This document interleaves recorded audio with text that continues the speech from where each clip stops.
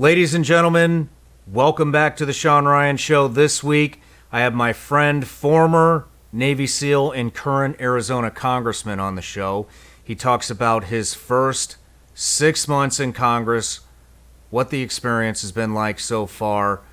Ladies and gentlemen, this is a man for the people. He votes for what the people that voted him in want him to vote for, which is something that you can't say about, I don't know, damn near anybody in politics these days. Ladies and gentlemen, please welcome Eli Crane to the Shawn Ryan Show.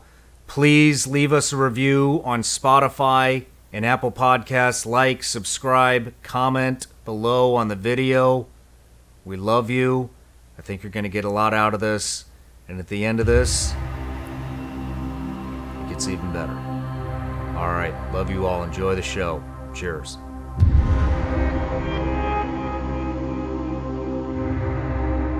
Eli Crane, welcome back, man. Thanks for having me back. It's my pleasure. I've been dying to get you back in here. But just a brief introduction for those who don't know. You've been on previously. One of your episodes we had to put on Rumble, unfortunately, because of censorship. But you're a U.S. representative from Arizona's 2nd Congressional District. You're new. Congratulations. I've not had the opportunity to congratulate you in person yet, so congratulations. Thanks, brother. And you're a member of the Republican Party, a former Navy SEAL, joined 1 week after the 9/11 attacks. You're an entrepreneur. You co-founded Bottleneck Breacher with your wife. Bottle Breacher, excuse me. And I just got to be honest. Oh, and you are on 3 different committees: Committee for Homeland Security, Committee for Small Business, and the Committee for Veterans Affairs. Yep.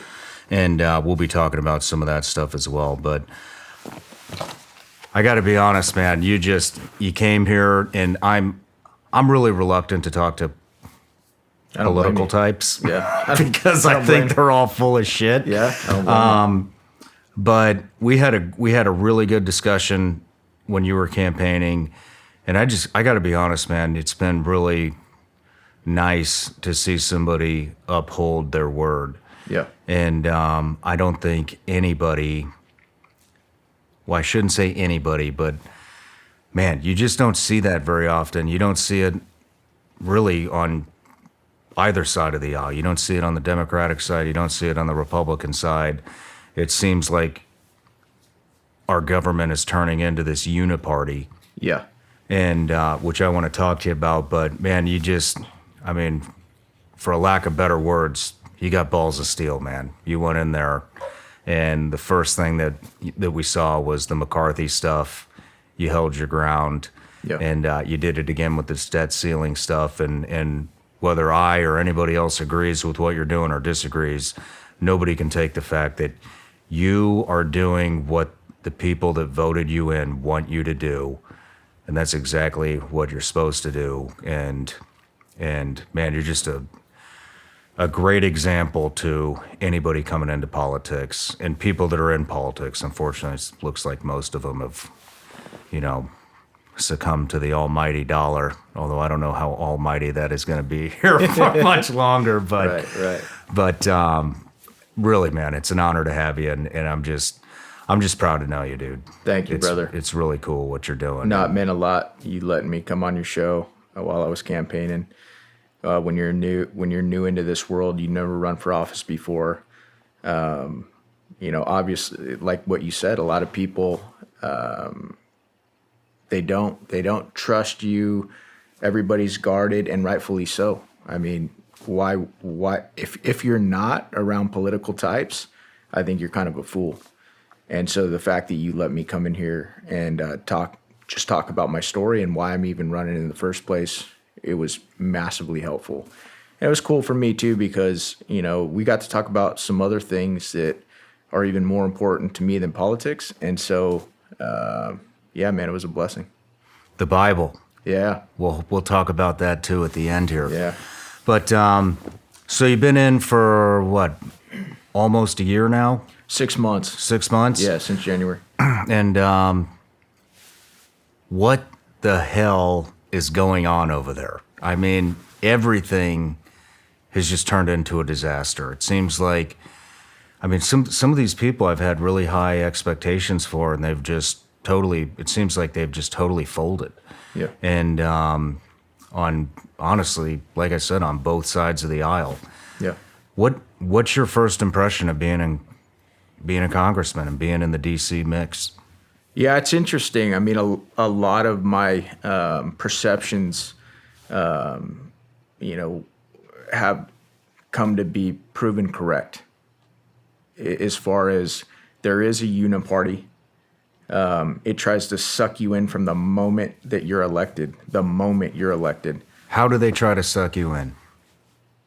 Well, they do it with money.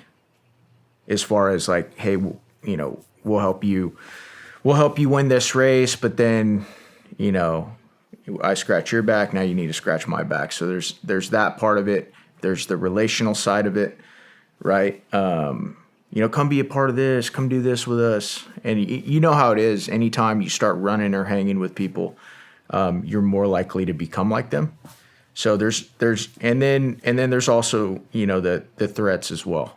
If they can't get you to acquiesce and come be part of the good old boy club, then the Uniparty will just try and get rid of you. Those are its only two moves, right? Mm-hmm. Suck you in, make you subservient, or we got to get rid of this guy. He's a problem. Well, so we got money, we got buying our politicians out, which we know that happens all the time. Peter Schweitzer uncovered that. Like, he did a fantastic job. So that's more like, I would say that's more like elite capture type stuff. So I think that's a completely, I was talking about how do they try and suck you in initially, right? Okay. So I think that that's another bucket. But what I'm talking about is, hey, Shawn, so you want to represent this district you live in Tennessee. So you're going to need money to do that, because the people that you're running against, whether you're running against an incumbent or just somebody else, now you're a different story because you have this amazing reach and this amazing podcast. So you already have name ID, right? But that's one of the hardest things for any politician to get is name ID. And it costs a lot of money to do that, running commercials, ads, etc. And so that's what a lot of these groups will do. The bigger groups, Republicans, Democrats, etc. They will help you. They will spend money on your behalf. They will donate to your campaign so that they help raise your name ID. But then, once you get elected, it's like, okay, now it's time to pay us back, and we'll start with who are you need to vote for so and so for speaker, and then these bills are going to be coming up right behind that, and we're going to need you to be on the team. So this stuff is starting before you ever even step foot in the Capitol. So it doesn't. And please keep in mind, dude. Like I can only talk about my experience, and also, I would even say in the theme of level setting, I'm an F and G up there. 6 months in, there's so much I don't know. So I'm just giving you perspective from somebody that's been there for 6 months. But my experience was there were no asks right off the bat, or I should say there were no asks of me, working my way up. The asks started coming as soon as I got elected. Okay. As soon as I got elected. And it was just like, are you going to be on the team or not? What were some of the asks? Support. I need you to support who the party has chosen for speaker. So right off the bat, they were talking about funding your campaign to basically vote for McCarthy. Yeah. And that's super, just so you know, that's super normal. Like what America saw in January, from what I'm told, that hadn't happened in over 100 years. So usually that's like SOP. Everybody kind of typically knows who the speaker's going to be, and then it's more kind of a formality. But interesting. Several people decided that they didn't want door A. They didn't want formality. they wanted to shake things up and to change the way the town works. Yeah, that's good. Yeah. What were some other asks? Let's see. So some of the other stuff you'll see, like, I don't know if we talked about this in the last one, but I've been pretty outspoken that I don't agree with the how we're handling Ukraine. And so because of my outspokenness on, hey, I think we should be trying to usher in peace talks, not sending, hundreds of billions of dollars that we don't even have over there. I don't think we should be sending M1 Abrams tanks or escalating that conflict. I think we should be trying to bring it to a close. I was told, hey, some of these committees that you want to be on, no, it's not going to happen. So there's a lot of that as well. How is this? How are these messages delivered? Who do they come from? In my experience, some of those messages came from actually more junior people, but that are plugged in with leadership. So, okay, yeah. It's like, in a way, like if I look at the other side of it, it kind of makes sense, right? If you're the chairman of, foreign affairs or intel or whatever, committee you're the chairman of, you don't want a rebel rouser. You want somebody that's gonna, fall in line and do what it's told. Do what you want, right? Yeah. And so I can see the other side of it. That being said, it is disappointing. Like right now, there's no member of the House Freedom Caucus on Intel. In my opinion, that's a massive problem. That's a massive problem. What do you mean by that? So there's an Intel committee, right? Mm-hmm. And they get briefed on, anything and everything related to Intel. And so there's not one. They don't want any rebel rousers on that committee. There's a lot of committees they don't want rebel rousers on, right? Or people that say no to the swamp, to the Uniparty, the establishment, whatever word you want to use. But as of right now, there's no member of HFC on the Intel committee, and that's not a coincidence. Where does this money come from? So can you just run me through one of the approaches? I'm really curious. What about approach? This, on the money stuff. Hey, we're going to donate X amount of dollars to your campaign if you vote for McCarthy. Can you just run me through this scenario? I mean, is it out in the open? Is it? Yeah. Hey, we'll find you at a restaurant and talk to you there. No. Most of it's out in the open, man. It's like and by law it has to be, right? Because you have to file reports very regularly on where your campaign got money from, and all sorts of stuff like that. So now I'm not going to say that there aren't groups and organizations that use third parties or or organizations that aren't necessarily connected to them, but secondary, tertiary organizations to do their bidding and support candidates that they want to see win. But what I'm saying is that it was never like, for any of the interactions that I saw were never like hush hush at a bar. Hey, come over here. It was always out in the open, and it was always on the up and up. Okay. But that was definitely something that I experienced right off the bat. Like, all right, it's time. It's time for you to reciprocate. So. Okay. Changing subjects here, since we're talking about campaign dollars, did you have any major donors, or was it mostly the people that were voting you and donating to your campaign? Yeah, I had some definitely some people that maxed out, because there are max contributions that you can do. I think last cycle, I want to say it was like $5,800 if I remember correctly. So you could do like half during the primary, and then if and then if your candidate makes it to the general, you can do the other half. And I think the max was like $5,800 if I remember correctly. That's it. The max is it's close to $6,000. Yeah, so that's individual. But then if you have like a leadership pack, and a lot of candidates will set up a leadership pack, then you can investors, donors can put more money into that. Okay. But there's specific rules on how that money can be used. It's different. But for a guy like me, the vast majority of the funds that we raised were small dollar, just like digital, online.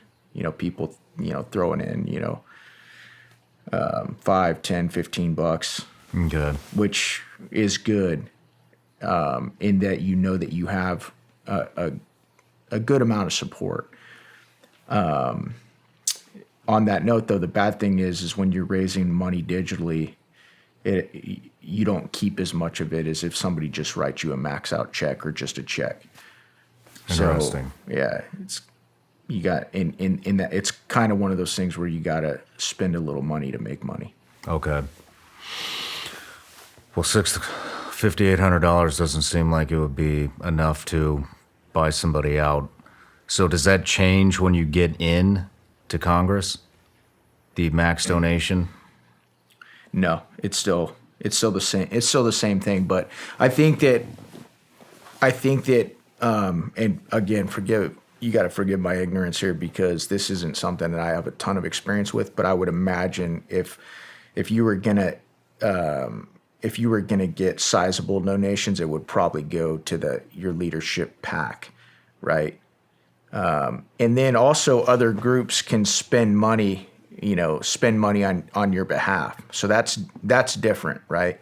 So you got money that comes directly to you, which you can decide how it's spent. And then outside, one of the big ways that they can promote somebody is through outside groups that just, do $1 million ad buy. Or one of the things that, in my election, I think in the last 2 weeks of my election, Nancy Pelosi put, I thought it was like $1.5 million into my race to run ads, basically saying that I was like a white supremacist and a Nazi.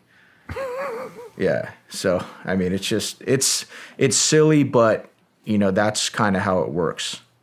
And there's targeted races all over the country, races that both sides think that they can flip, races that both sides, think they have the advantage in, and then races that they think, that we probably got to let this one go just based on the numbers and the data. And so you'll see both sides targeting specific races. And,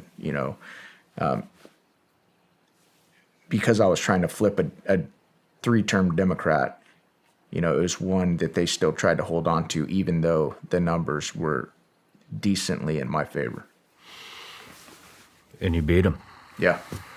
Yeah. So with your limited knowledge, Yeah. how are these people? How are they flipped later on?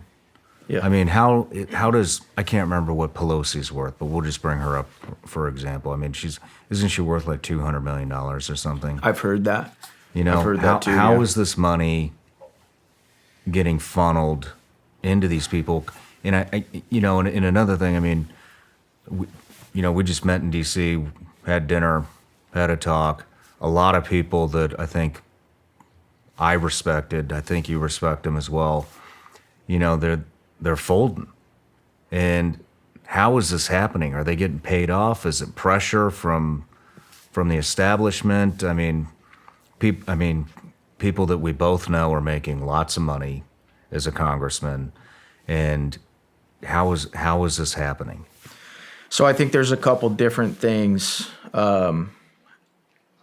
My perspective is there's a couple ways you can play this, right? Like anything you go into. I think a lot of people go into this job with good intentions. I really believe that. Now, I'm sure there's a handful, a bucket of narcissists that just want power, I think a bunch of people go into it with good intentions, but their strategy is, well, if I want to make a difference, I have to be on the team. And if I want to make a difference, I have to get on that committee, right? Because you have all these different committees that have oversight and jurisdiction on these areas, like, energy and commerce, natural resources, judiciary, intelligence, foreign affairs, et cetera, et cetera, et cetera. So depending on your district and what you want to do and where you want to go, a lot of people say, well, I got to get on this committee. And I just told you, I've already been denied. I've already been told that, hey, you're not getting on that committee because of who you are and, what you're about. So that's part of it. And then, if you take that a step further, you'll actually hear members, and everybody knows it, it's like, well, if I really want to make a difference, then not only do I need to be on that committee, but I need to work my way up to where I'm the chairman of that committee, or I'm the chairman of a subcommittee, right? And it's got its own hierarchy, right? Within, it's not just the Speaker of the House. I mean, there's a hierarchy within, and I think a lot of people with good intentions go there and say, if I want to make a difference, I've got to play the game enough to where I get seniority to where I can actually dictate how things work, what we focus our time on, what's allowed, what's not allowed, who I want on my team, et cetera, et cetera. And so the problem is that often it takes multiple terms to get to that point. Mm-hmm. And my opinion is by the time a lot of these people finally achieve that goal, they're comfortable and they don't want to rock the boat. They want to keep doing what they're doing. A few years ago, I had this crazy idea that I wanted to sell Vigilance Elite gummy bears online, and I had no idea where to get started, and then I heard about Shopify. Shopify is the commerce platform revolutionizing millions of businesses worldwide. Whether you're a garage entrepreneur or IPO ready, Shopify is the only tool you'll need to start, run, and grow your business without struggle. Shopify puts you in control of every sales channel, so whether you're selling Vigilance Elite hats from Shopify's in-person POS system or offering Vigilance Elite gummy bears on Shopify's all-in-one e-commerce platform, you're covered. And once you've reached your audience, Shopify has the internet's best converting checkout to help you turn them from browsers to buyers. When I first started looking for an e-commerce platform, it was overwhelming. I started talking to web developers. I didn't know who to trust. It got overly complicated, and then I found Shopify. What I really love about Shopify is no matter how big your business gets, Shopify provides the tools to make it happen. Shopify powers about 10% of all e-commerce in the US, and Shopify is truly a global force in millions of entrepreneurs of every size across over 170 countries. Plus, Shopify's award-winning help is there to support your success every step of the way. This is Possibility, powered by Shopify. Sign up for a $1 per month trial period at shopify.com/Shawn. That's all lowercase. Go to shopify.com/Shawn to take your business to the next level today. Shopify.com/Shawn.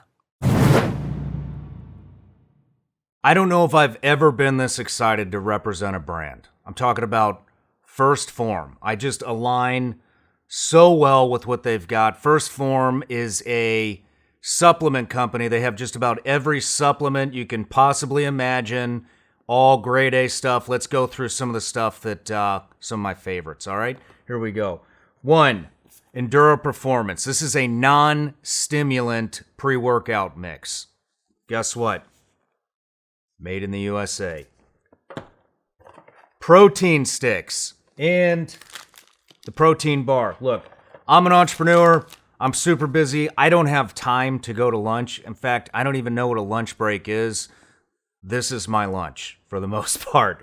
Then we got Opta Reds 50. guess what? Also made in the USA. So is the protein bar and the beef sticks, actually. But Opta-Reds 50, guess what, guys? Beets, super healthy for you. Guess what? They taste like shit. This doesn't.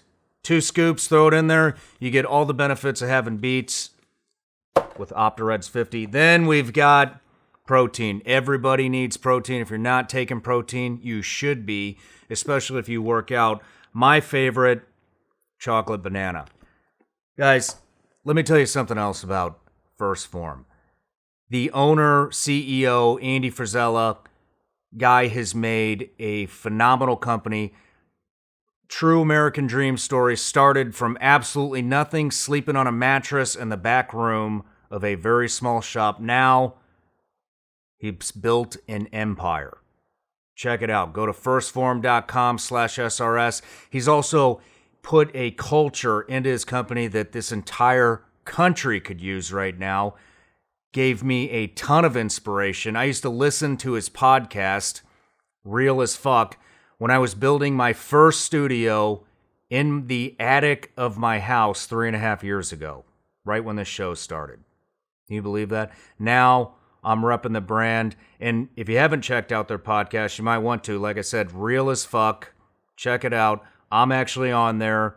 I do a pretty decent job, but let me know what you think. Anyways, once again, go to firstform.com/SRS. And when you get there, if you order $75 or more worth of product, guess what? You're getting free shipping. But you're only getting that if you go to firstform.com/SRS. That's 1STPHORM/SRS. Ladies and gentlemen, this is a real American company that aligns with all the values that America stands for. Check them out.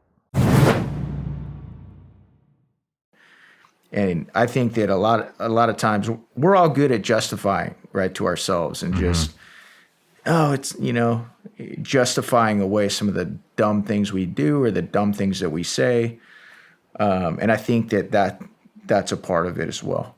So who controls the committees? Would it be Speaker of the House, McCarthy? Well, the party leadership control, has a good amount of control over that.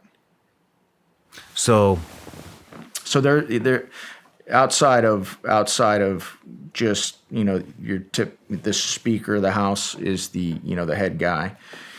And then you have multiple people, underneath that, and you have your committee chairs, and like I said, it's a hierarchy. And what you'll find is a lot of the people that actually I would say mainstream Americans see as champions in the House, the chances of you ever getting to a level of hierarchy or leadership are pretty slim to none, because you didn't play ball, you didn't play the game. And so I think that, expectation management is important. And so I went in with the expectation that I'd never be in leadership. I'll never be liked up there, and that's okay, man. I didn't go up there to be, and I told you that on the first one. I didn't go up there to be liked. But I do want to try to be a part of saving this country. Yeah. And in my opinion, maybe, and I think that there's members that are way better at it than I am. That are just, they're good at, building those relationships, hustling around, knowing what everybody's doing, and then even taking stands on stuff. I'm not going to sit here and say like I'm, great at anything. But I know that there are members that I would say are doing a better job than I am of, putting themselves in a position to influence and have more authority or leadership, prospect, opportunity down the road, but still holding the line. So if that makes any sense. Yeah, it does. I mean, with the actually, what about blackmail? Is there a lot of blackmail going on? I mean, there's all these traps that they could set. Yeah. You know, they could, and some people are going to call me a conspiracy theory. I Oh, don't really give a shit. I'm sure there is. I mean, prostitution, you know. Yeah, I'm sure there is, man. Underage women. A lot of people think Epstein was a blackmail guy. Yeah. You know, and a very effective one, obviously. Yeah. But have you heard or seen any of that stuff going on within Congress as well? I personally haven't, but would I be surprised? Not at all. Okay. Not at all. All right. Well, I forgot to give you your gift, and then we'll change subjects here. But I know this is the only reason you came back. Thank you, dude. You're welcome. Appreciate it. Oh, yeah. Gummy bears. Vigilance Elite gummy bears. Hand those out. Maybe Thank you. it'll make somebody's day over there. That's right. But let's just start right at the beginning here. So right when you stepped in, you did not support Kevin McCarthy for the House Speaker. In the 15th final round of voting, you voted present. Yep. From what I understand, you were kicked out of his office. Yeah. How did that go? So I got kicked out of Kevin's office before any of this before I was even sworn into Congress, before the voting even started. And, you know, Kevin was doing a checkup on people that didn't vote for him in conference. Before any of that spilled out onto national television, we actually voted in conference for who we wanted to be speaker, and Kevin won. But there were, I think, 36 of us that didn't vote for Kevin. Why didn't you vote for him? A couple reasons. One, Kevin's not a conservative. He's just not. Kevin, you know, and I'm gonna do some level setting here. I'm gonna tell you, Kevin's a smart dude. He's a political animal. I know he's worked his tail off to get where he's at. That being said, like I said, he hasn't carried himself in a way in his career that would make me want to see him as speaker, because I want to see somebody more conservative, who has a more conservative voting record. And then here's probably even the biggest one. I heard a lot of things when I campaigned. I campaigned for like a year and a half, traveled all over my district, met with people all the time. That was one of the number one things that people told me. Please do not vote for Kevin McCarthy if we elect you. Please Really? Don't do it. Because they're sick. They're sick of the status quo. They're sick of the Uniparty. They're sick of career politicians. And that's exactly what they see when they look at Kevin McCarthy. Why do you say Kevin McCarthy is not a conservative? I mean, I just want you to know that, you know, you're completely immersed in this. Yeah. You know, and most Americans, including myself, are not. Yeah. And I view him as a conservative. I don't even know why I view him as a conservative. Probably because he's a Republican. So there's 435 people in Congress. Usually, I think we might have 434. But within each conference, I think we have 222 Republicans, and then the Democrats, I think, have 213 or something like that. Within each group of 200 plus, you have different groups, different factions, right? On the Democrat side of the aisle, you have the Squad. They're their own radical group, and then on our side, the group that I'm a part of, the Freedom Caucus, is considered the radical group. Okay, and so, but what is the radical group? At least on our side, we don't want to keep spending money we don't have, printing money we don't have. Mm-hmm. And you know, we're the guys that routinely use a lot of, you know, for depending on how, you know, engaged your viewers are in politics, we're the guys usually fighting against the Uniparty and trying to pump the brakes and stop what's consistently going on, the status quo, if you will. Now, there are members of the Freedom that aren't of the Freedom Caucus that will routinely jump in and do the same thing. So it's not as if you have to be a member of the Freedom Caucus to do that. Like, one of the most popular politicians is named Matt Gaetz from Florida. Matt's not a member of the Freedom Caucus. You know, some people love Matt, some people hate him. I think he's one of the smartest guys up there. And I'm glad he's on our side. And he's not afraid to get into a fight. He's not afraid to tell people what he thinks. He's not afraid to piss off his own side. And, you know, Shawn, I'm very concerned with the agenda of the Democrats. I'm very concerned with their agenda, but I'm probably more concerned with Republicans. Really? Oh yeah, because that's the evil I know, right? I'm actually more concerned with Republicans because we should be the ones that are stopping the madness, and often we're not. You know, it's like we had a debt ceiling vote this last week. This last week. And Republicans,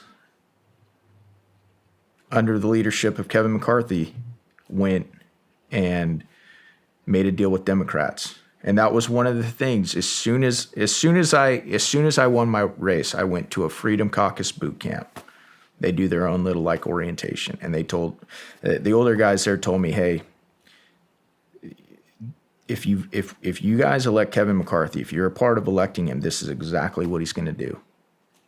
Several of them said it. And because this is what he's done for years. He's gone and made deals with Democrats.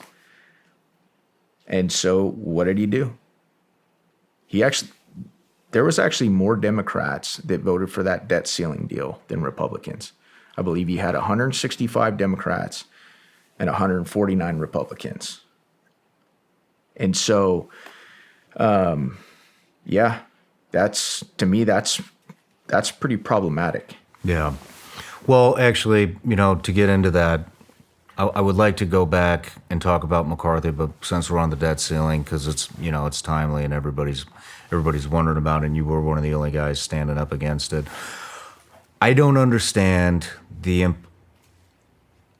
I hear people talking about it all the time. The debt ceiling. Yeah. This isn't our money. It seems like we have this discussion every year, every other year. It's always a topic of discussion, and it always gets lifted every single time. Yeah. Who do we owe this money to? Or do we owe anybody? Are we just printing shit? You know, I mean, I don't understand I'm not for it. I'm not for lifting the debt ceiling. I just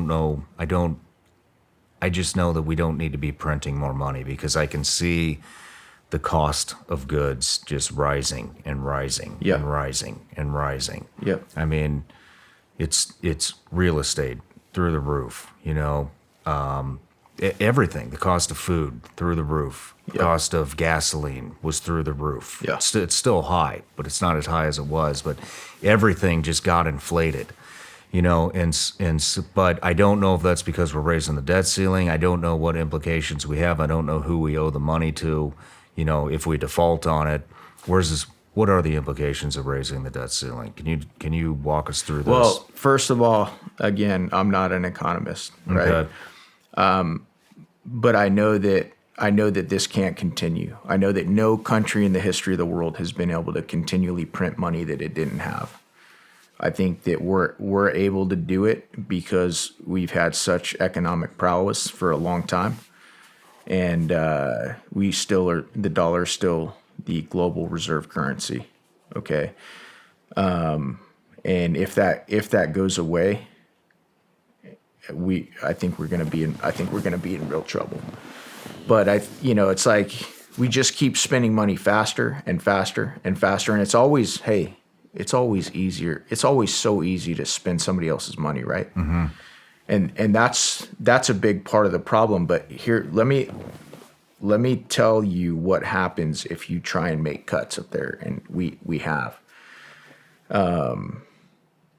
When we started talking about making cuts, the Democrats said, the first attack that they used is that Republicans are trying to cut Social Security and Medicare, even though we weren't going after any mandatory spending, and those are considered mandatory programs, right? And so thankfully, we all got on the PR horse. Everybody got out there in unison. Republicans were working together on that, saying, hey, that's not the case. And it wasn't the case. It was never a part of any of the conversations that I was ever in, okay? Then we started working on, passing our bill out of the House, which actually, for Congress and the federal government, was a step in the right direction. It still raised the debt ceiling, I think, $1.5 trillion. And it was called the Limit, Save, Grow Act. But in it, we cut the money for the 87,000 IRS agents. We had the REINS Act in there. We put the REINS Act, which is basically, a lot of these bureaucratic institutions, that the American people don't elect can spend, and they do spend a lot of money. And so the REINS Act said that, they had to get permission to Congress if they were going to spend over a certain dollar amount. So that was a good part of it. We also cut the student loan bailout money, which Americans were furious about. They were like, why are we bailing people out for student loans that they took when many Americans have paid their student loans off, right? And then we cut the Green New Deal money, or they called it the IRA, the Inflation Reduction Act. We cut that money. We were going to rescind all the COVID money that was still, because there's still a lot of COVID money out there. We were going to rescind that as well. And so even though it wasn't a perfect bill, it actually had cuts in it. And I was talking to guys that have been up there for a long time, and I think there were 4 or 5 guys that didn't vote for it.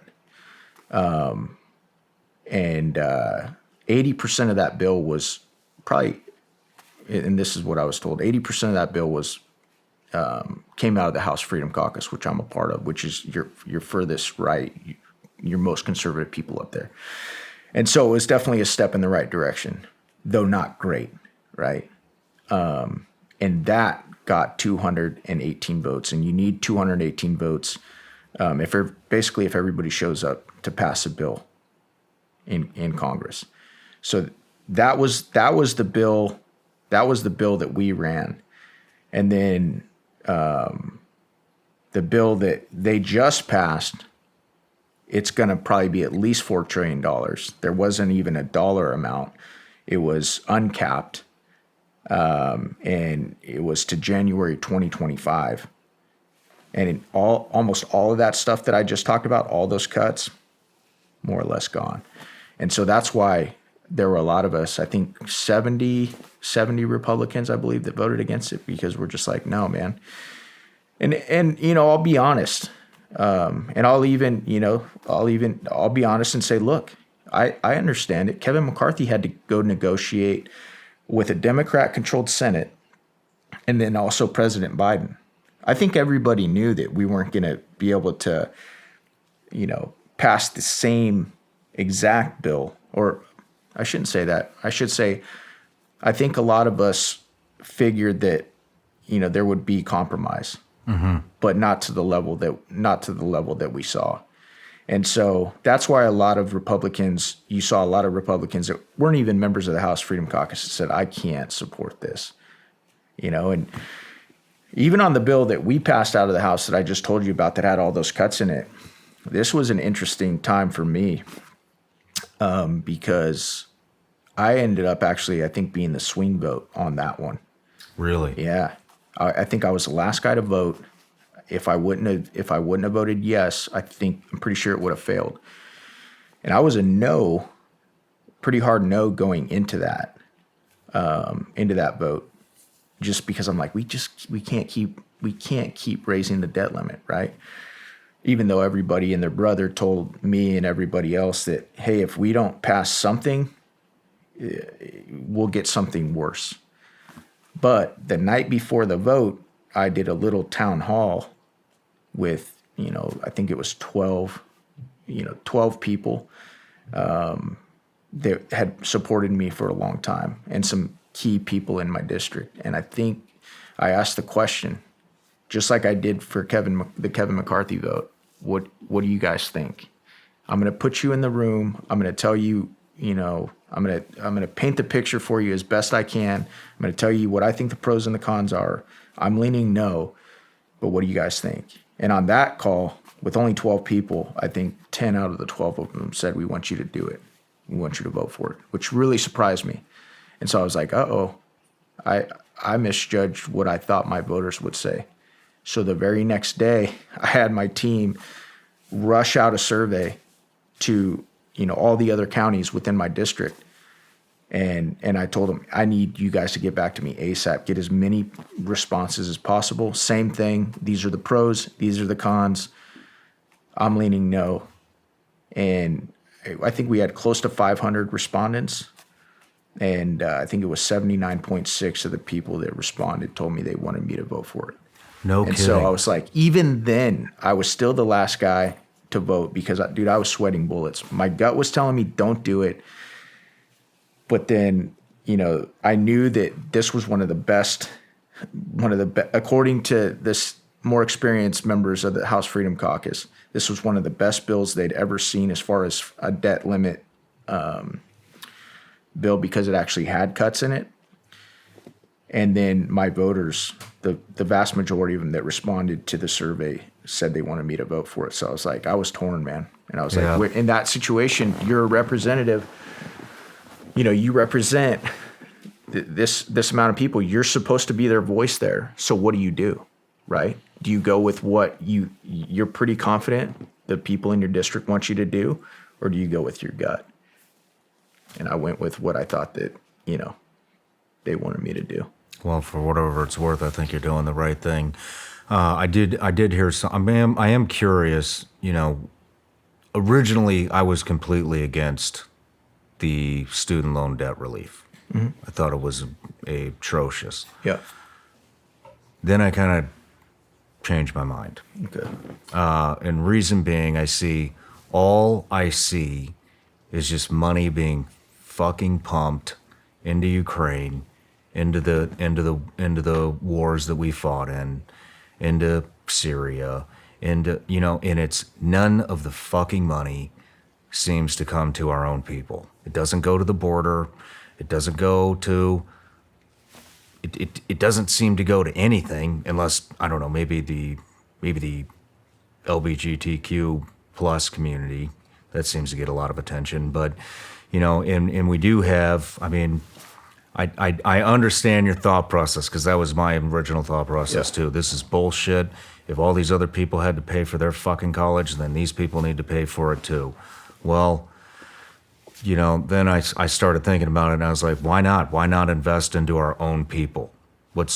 Why wouldn't we invest into our own people? That's something I would like to see more of, is us invest into our own people and quit sending all this money to fucking Ukraine and all in everywhere else in the world that has a problem. Anybody in the world has a problem, we send them money. We got a problem, there's no money. We got school shootings going on nonstop. Nothing's being done about it on either side. Nobody's shitting out any money for the schools. Nobody's shitting any money out for these.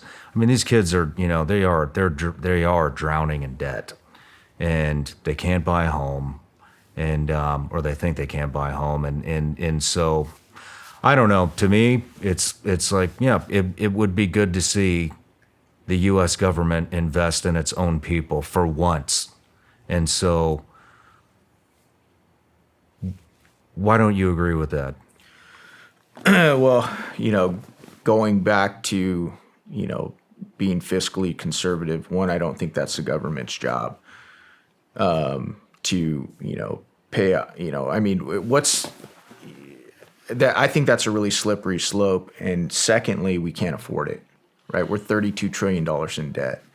And as of January of, 2025, we're going to be at least 36, probably $37 trillion in debt. So I just think that, when, and I'm not going to argue that, hey, if you're going to spend money frivolously, and I'm not going to argue that wouldn't be a good, if you're going to do it anyway, I mean, that's a pretty, that would be up there on the list of one of the best ways to do it.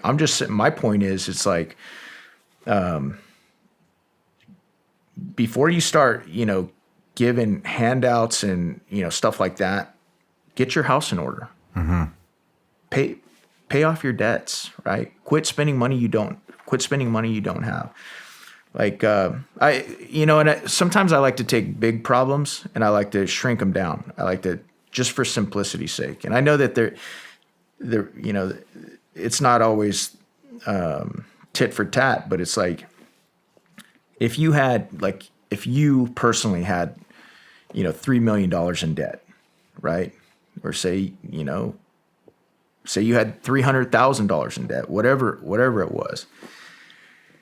And I saw you out, taking lines of credit or your credit cards and spending them on, somebody else's family. And let's say on top of it, I know that your kids are hungry, right? Mm-hmm. And I know that, you haven't paid that ticket that you owe, or, I know that, I know things about you that, like, you're just not being financially responsible at all. And we all know people like that. But yet I see you take your credit card and, you go you go run up more debt buying somebody else, food or something that we could even say is virtuous. I would say, as your friend, hey, I think that's nice that you did that. But as a brother and somebody who cares about you and cares about your kid and cares about you just personally, you should probably pay off this debt that you owe, put some, food in your kid's mouth before you start going out and, paying somebody else, paying somebody else's rent. Or does that make any sense? It does. That would be my logic behind that. You want to rein it all in. I get it. What other way is there? And I get it. It's like, it's hard too, Shawn, because like one of the things I saw as we're trying to make these cuts, one of the very effective things that the other side did, is the Veteran Affairs, the head of Veterans Affairs, who used to be Obama's chief of staff, basically put out a press release saying that, and you probably saw this, I know a lot of veterans texted me and reached out to me, but he said that we were going to cut VA spending by 22%. Which was completely nonsense. I saw that. I know. What they did was they took a look at the cuts that we were proposing, and they just took 22% like off the top of everything, even though that's not how we were going to do it. And I think they knew that. What we were targeting was woke and weaponized spending from the federal government. And I just went through some of the cuts that we were actually going after. Never once was I on a phone call, in a meeting, and keep in mind I'm part of the group that was proposing a lot of the cuts and trying to pump the brakes. Not one time did anybody say, "Hey, let's cut VA's budget by 22%." But when they did that, it kicked over a hornet's nest. Yeah, and that's what they do anytime you start talking about making cuts up on Capitol Hill. They start pulling people's heartstrings, saying, Shawn, Eli doesn't care about veterans. Eli doesn't care about this, that, and that it's effective because, then your phone starts ringing. I mean, backing up real quick, I just wanted to say this. Yeah, I do understand the student loan stuff. I mean, handouts just create entitled, weak people. Yeah. It just does. Yeah. I do like the fact that, it was maybe we would have invested into our own people, but with that being said, I mean, you see it. You see it with these social programs. No, you do. You see it. They get comfortable. They get used to the free handout. Yeah. And it creates lazy, weak people. It does. Which we have a lot of lazy, weak people. No, in this it does. country. Like if I went into I would, I don't think I've ever had a conversation with you about like how you started this amazing business. But I doubt it was, I doubt old Uncle Sam came in here and, gave you a handout. I wish he did, but but he did not. I think you worked your tail off and were creative and took some risks, And I know that not everybody, I know that we're not all created the same. I know we have different strengths and weaknesses. And I do think that there's a small role for, government to kind of be a safety net for certain individuals. But I think it's gotten way out of control. And that was another thing that we were trying to cut. It was it was part of the SNAP program, people that are able-bodied, individuals that are still on the government, teat, if you will.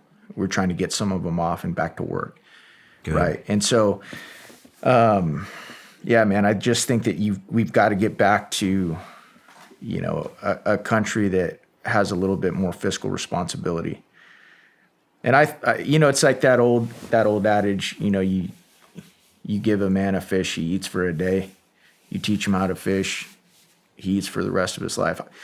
When I look at the spirit of this country and the people that impress me the most, America does, have a level of pioneer entrepreneurial spirit about it, because capitalism is such an amazing thing. And I think it's brought so much prosperity to so many Americans. And, I want to see that continue to be a thing. And I do believe that socialism it's this cancer that continues to metastasize within our culture and our country.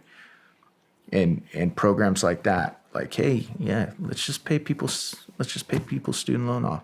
I think it's a slippery slope, and I think it's a slow march to socialism. And I think that's what a lot of people want. I think they want, and it's sad too, Shawn, because it's like when you look at what kids are being taught now in world history, they're not being taught about the evils and just what socialism has done around the globe. How many hundreds of millions of people have died at the hands of it. It's a bunch of promises, and it's like the folks at the very, very top get really wealthy, and the folks usually the masses and the people that are supposed to be taken care of, go to Venezuela, go to places around the world where socialism has failed. It's the most debunked economic idea of all time. It's never worked. And what do they tell you every single time you have a conversation with a socialist? Well, it hasn't been done right yet, right? And it might. I mean, it usually after about a 20-year period starts to completely unravel. So I mean, it'll be okay for a couple of years, but then sooner or later you run out of other people's money. That makes sense. Going back also with the Veterans Affairs stuff and the whatever you want to call it, the smear campaign. Everybody knows there's a lot of lying that goes on in politics. Oh yeah. And so what I want to ask you is, why are there not any consequences to slandering somebody's name or how they voted? I'm sure this is a rookie question, but why can't you slap a defamation suit against somebody and sue them? Well, we just tried to do that this week. We tried to censure Adam Schiff. Anna Paulina Luna dropped a motion to do, that would do just that, a bill that would do just that. And unfortunately, 20 Republicans voted against it. for, I think, a variety of different reasons. What was this bill? I don't remember the exact nomenclature or number to it, but if you go look it up, Anna Paulina Luna, and it was just, I think it was yesterday, finally got her bill to the floor that would censure Adam Schiff, make the House Ethics Committee actually investigate the lies that he told during this whole Russiagate thing when he was like the chairman of Intel. Knowingly lied to Congress, knowingly lied to the American people. I think it cost the American people $32 million to do like some of the impeachment investigations, I believe. And I'm just trying to go off memory here. What was he lying about? I'm not familiar with all of this. That Trump was colluding with the Russians. You remember that whole Russiagate thing? I do. Yeah, and then the impeachment that followed. A lot of that was Adam Schiff, who's a congressman, a sitting congressman from California, who's now running for Senate. So she tried to censure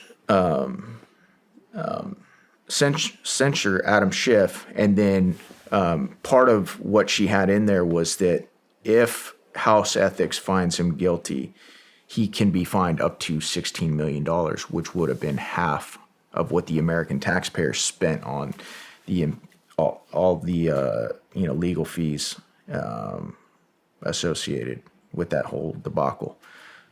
So hold on, let me get this straight. So he withheld evidence, or he lied? He lied. He knowingly lied. And so, I'm sure a lot of your viewers are familiar with, it was wall-to-wall TV several years ago. Trump colluded with the Russians. No, they trotted out, I think, 51 members of the intelligence committee, or the intelligence agencies, saying that Trump colluded with the Russians, and it was all completely made up. And so she did try, and many of us tried to hold Adam Schiff accountable for his lies. But because we had 20 Republicans vote against it, we weren't able to get it over the finish line. That being said, she's actually because she's awesome, and if you guys don't follow her already, I highly suggest you do. She's going to refile him next week. So nice. Yeah. I mean, so why does it have to go through Congress why can't you just sue him out? I mean, you know what I mean? Yeah, I think there is some insulation, special treatment. Yeah, I don't know all the legalities of that, and I apologize once again. Being a freshman, I don't know a ton of things, but I don't know what that would even look like. But I know that Congress, we just tried to hold one of our own accountable, and there's members of Congress, being investigated all the time, but I think because of the politics involved, often it doesn't really go anywhere. Well, let's dive into the Uniparty. Yeah, I just want to hear you speak on it. Yeah, because it's being brought up more and more and more. Yeah. And so what's going on here with the Uniparty? Yeah. So, and again, this is just my perspective on it, but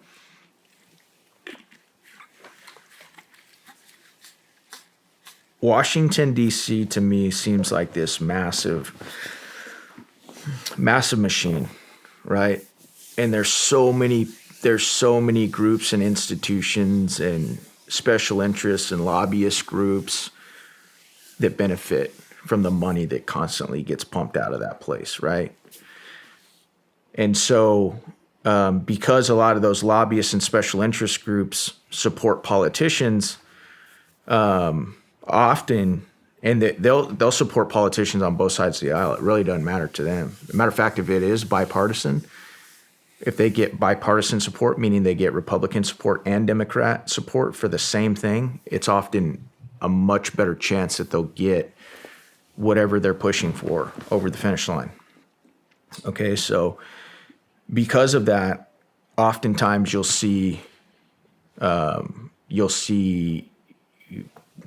what you just saw last week with the at least $4 trillion and 165 Democrats voting for a bill and 149 Republicans voting for a bill.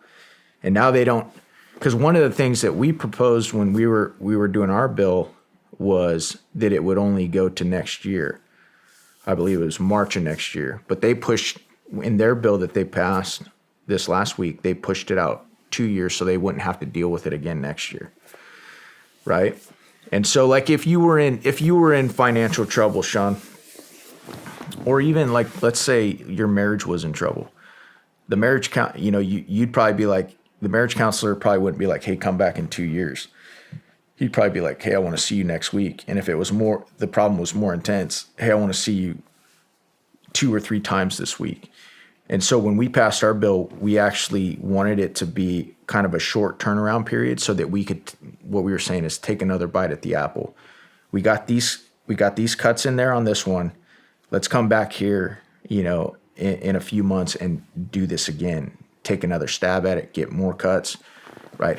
Keep having this conversation. But what the Uniparty did, is they pushed it out a couple years. There was no cap on it. And then, but what's the result of that? Everybody gets paid for 2 years. Oh, it wasn't quite 2 years, but everybody gets paid for a while. We don't have to worry about that for a while.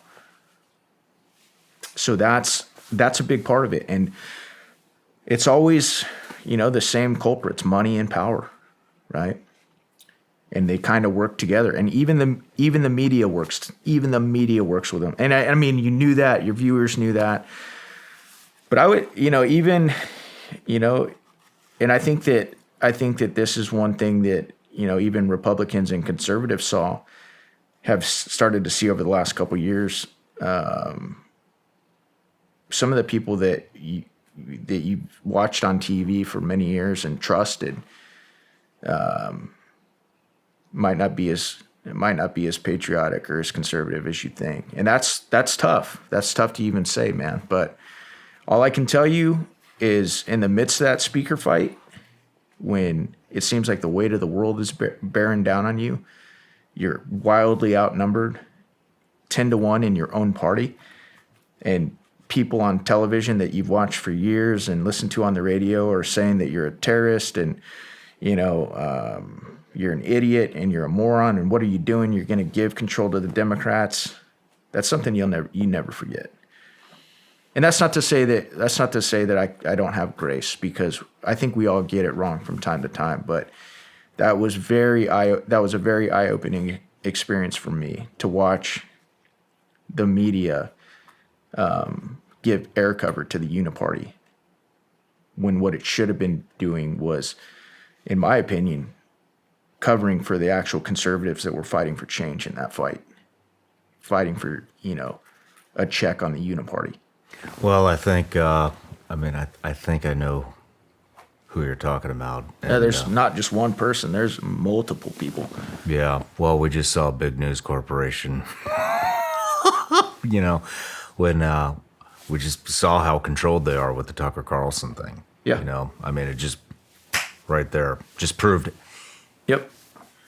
It proved all of it. Yep. Now what did they slap him with? A cease and desist? He's not, I haven't even seen what they slapped him with, but he was their top guy. Yeah.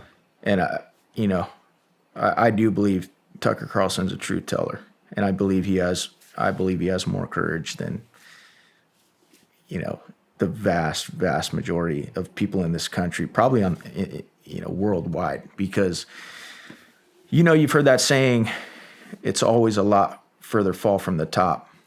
And even, whether you're in politics, professionally, in the media, etc., not a lot of people have the courage to roll the dice when they've gotten comfortable and they feel like they've got a lot to lose. But that's one thing that whether you agree with Tucker Carlson or not, whether you agree with everything he's said or, every story he's ever run or not, that guy has courage, dude. And that was pretty telling what, Fox did.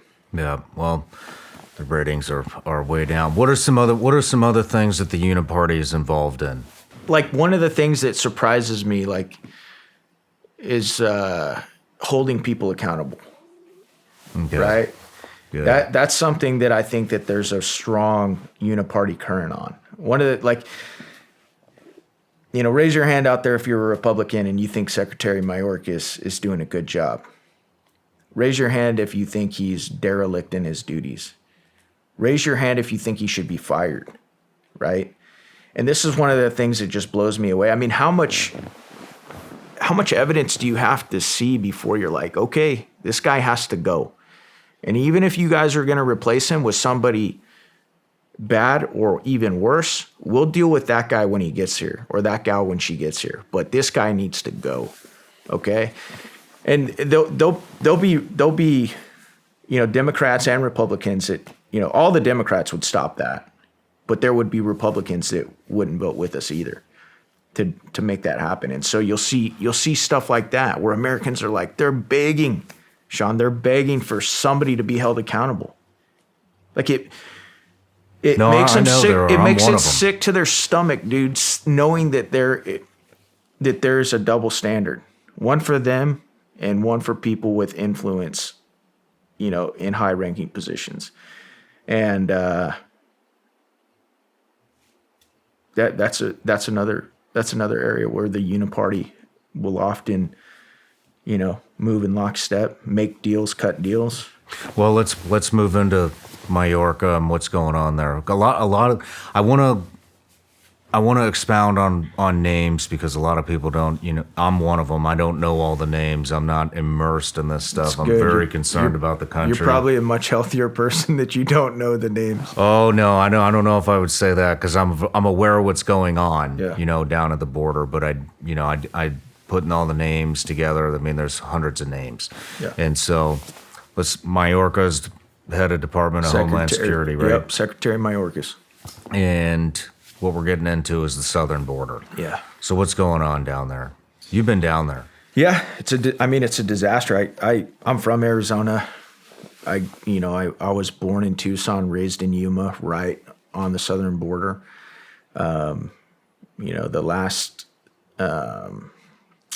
time I spent a good amount of time down there was a trip that we did in the Homeland Security Committee. We were actually in Texas.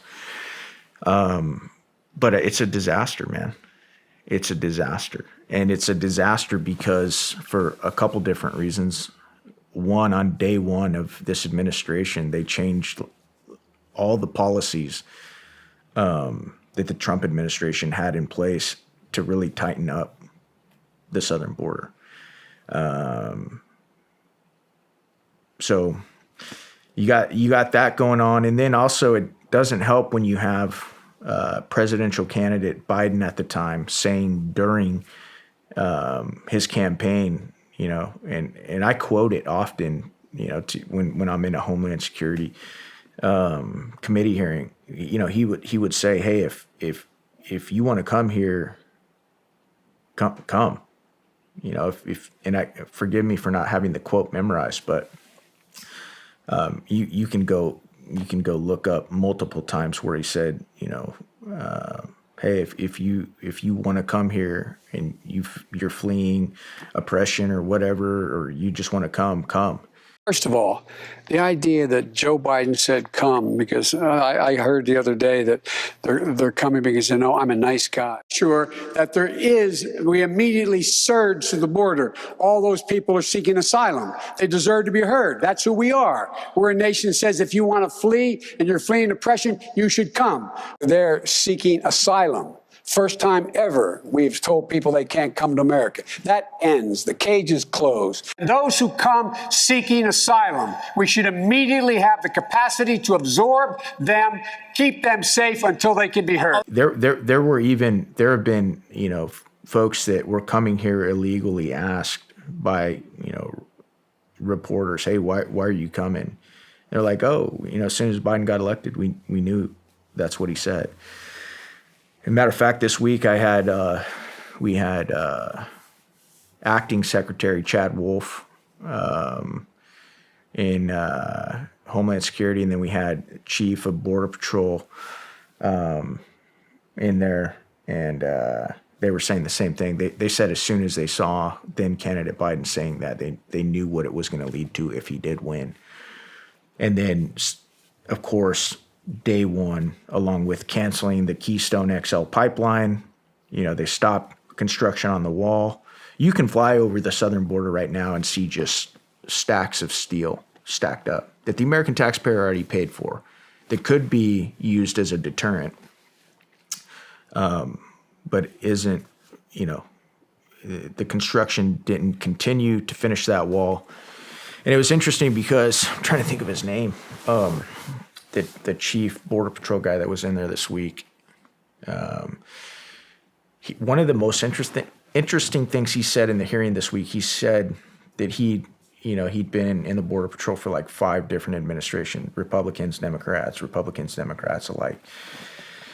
And he said this is the first one he's seen where if him and his colleagues actually brought up deterrence and stopping, whether it was fentanyl, drugs, illegals, gang human members, trafficking, anything. If they talked about deterrence, they were shut down immediately. Really? Yeah, didn't even want to hear the suggestions. Why do you think? What's with the open borders? What are they hoping to accomplish? Well, I don't think it's, one simple answer like a lot of things. I think it's complicated, like human beings are complicated, but I think there's a couple different buckets there, in my opinion. I think there are globalists around the world and within our own country that don't want to see, they don't want to see borders anymore. I think they want to see us all push towards, one world government. I also think that there are people within this country that are literally trying to destroy this country so they can remake it into whatever, this utopia that they think that they can socially engineer. I mean, it's like, a lot of times if you want to rebuild a house, but there's already a house there, sometimes it's just easier to tear it down. So I do believe there's an aspect of that there. And I also believe that, there are some that believe if they continue to bring people into the country, they can increase their voting base, right? So I think that there's a bunch of different things that you're looking at there. But yeah, it's concerning because one of the most alarming data points that you can look at is, I think in the last year, just 71,000 fentanyl deaths, over 71,000 fentanyl deaths. And that's just one drug, right?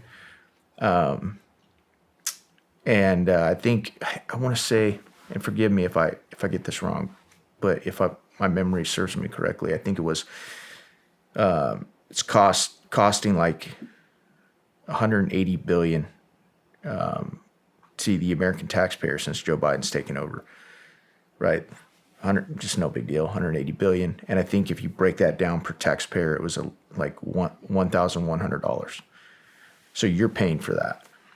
And it was interesting because when we went down to Texas, Shawn, they had these massive white tents. Look like something you'd see over in Iraq or Afghanistan or something, like some military tent that we would go in and out of all the time. And they would, they were holding facilities, right, for some of these folks while they were being processed after they came into the country illegally. And man, I think each one of them cost, I want to say it was like $90 million or something like that. And $90 million. You know what? I'm gonna have to backtrack on that. I can't remember. I know there were 9 of them, and it was a ridiculous amount of money when I asked Border Patrol how much does each one of these cost, and I apologize, I don't. But it was an amount of money. I did a social media video about it at the time. I can't remember exactly, but it was a staggering tens of millions of dollars for each one of them. 9 of them around the U.S. Each one took 60 Border Patrol agents off the line, from what I was told by Border Patrol. It's just so that they could babysit, move people around, that type of thing when those guys. So you're taking 60 agents off the line. And these guys they're already overrun. So it's like and this was one of the things we talked about in the hearing, it's like the cartels aren't stupid. Mm-hmm. It's like the old misdirection play in football. Hey, we're going to fake the run this way. And then, we're pitching it to this guy on a reverse over here, and everybody's caught with their pants down chasing this over here. And so it's sad, man. It's sad. It's complete dereliction of duty. And these aren't, like I tell people, these aren't just data points. That's not just the number 71, 000 on a piece of paper like you have on that table. These are 70,000 families that have been destroyed just this last year. Yeah. That does, and then it's like you go through and you go Google MS-13, MS-13 violence. Start pulling up the stories from this year alone, and you'll be like, oh my God, this guy MS-13 dismembered this guy. 5 MS-13 gang members killed this kid. It's just like, and on and on and on and on. And it's like, it's awful. Yeah. It really is. I'm surprised it's not more than 71,000. I don't know if there's any validity to this, and it came from Fox News that the U.S., the current administration, is involved in a human trafficking operation coming out of the southern border. Is there any validity to that, or is that just a hit piece? Do you know? I don't know that story, man. Okay, it's tough, man. I mean, Yeah. I don't. It's you see these headlines, you read the stories. Most of them are opinion nowadays, and it's really hard to find facts. But I've seen that being kicked around here and there, and I was just wondering if you had any insight to that. When it comes to, you brought up a good point when it comes to the southern border and in the globalization, and in these globalists. Let's talk about Biden turning over U.S. sovereignty to the World Health Organization. Yeah. What's going on here? I talked about this with a reporter. I think she would be a reporter. Name's Morgan Zegers, about a year ago. Yeah. And then I actually took that video down because I got word from some people I trust that was bullshit. Now here we are talking about it again. Okay, so, and again, I'm not even, I'm not an expert on the World Health Organization. All I can tell you is that when we're starting to take marching orders from a global organization that has leaders running it that aren't elected by U.S. citizens and have known influence over them by the Chinese Communist Party and others, that's a problem. That's a huge problem. And you saw even during COVID where organizations like the WHO had a say in, how we were conducting ourselves here. That's a massive problem, right? And it's like, at least if the guidance is coming from people that you can hire and fire, that's a good start for the American people, right? They can fire me every 2 years if they don't like the job that I'm doing, right? They can fire our president every 4 years. But when you have some bureaucrat, some global bureaucrat that you have no control over how long this person stays in that job, or he doesn't answer to any American citizens, even though our tax dollars fund a lot of that organization.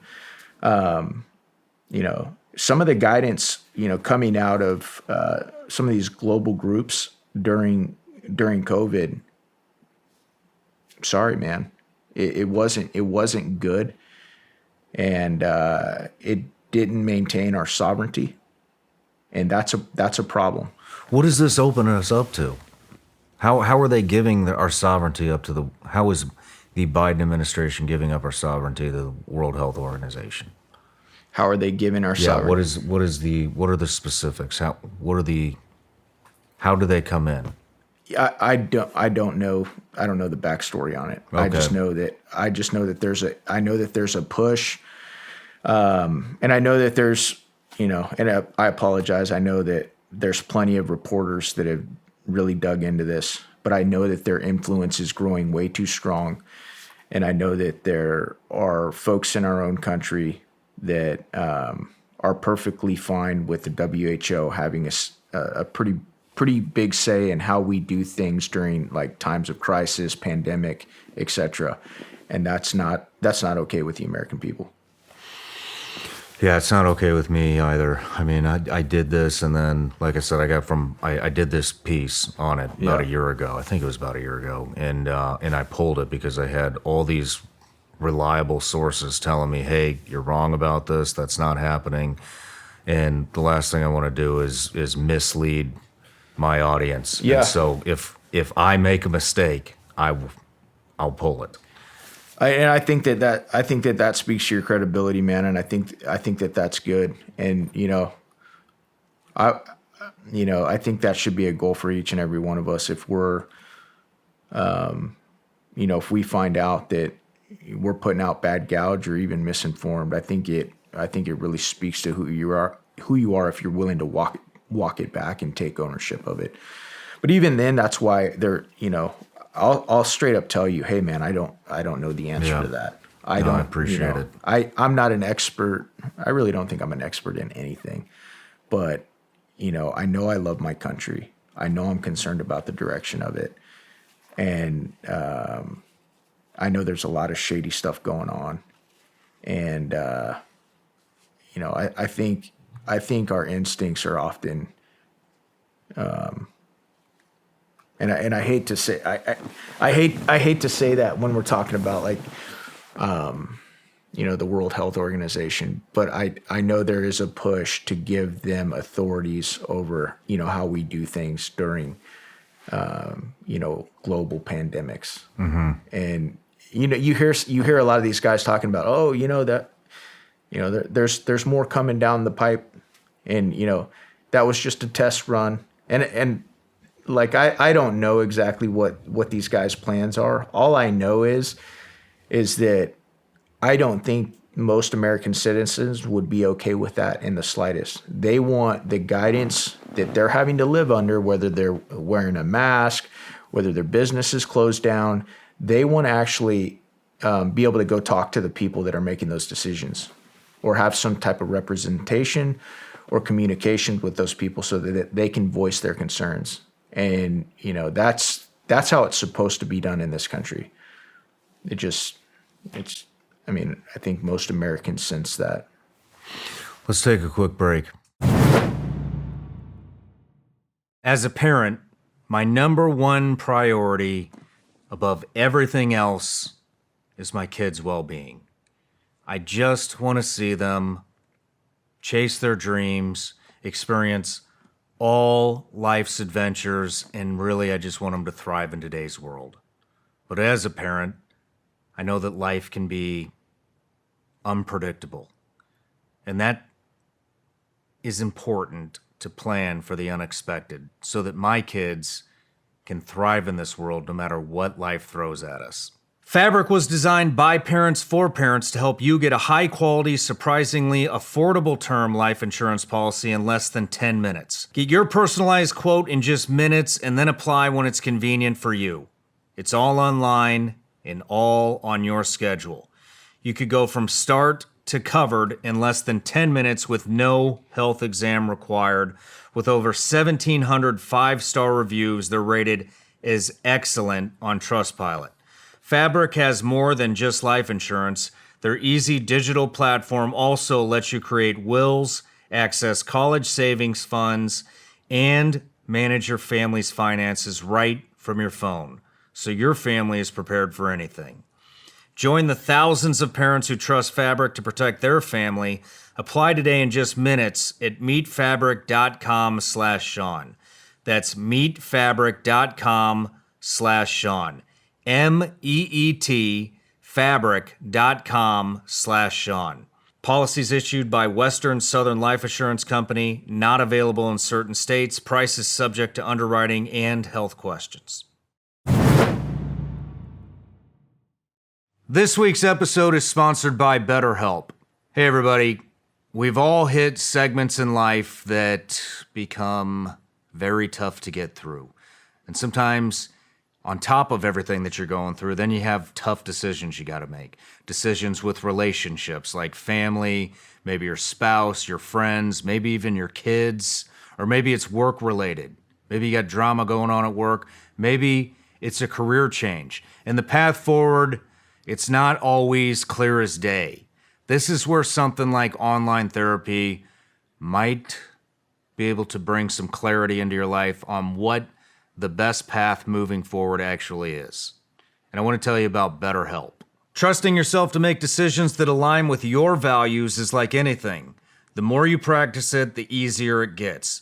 If you're thinking of starting online therapy, give BetterHelp a try. It's entirely online, so it's convenient, flexible, and suited to your schedule. Just fill out a brief questionnaire to get matched with a licensed therapist and switch therapists anytime for no additional charge. Let therapy be your map. With BetterHelp, visit betterhelp.com/Shawn today and get 10% off your first month. That's BetterHelp, HELP.com/Shawn.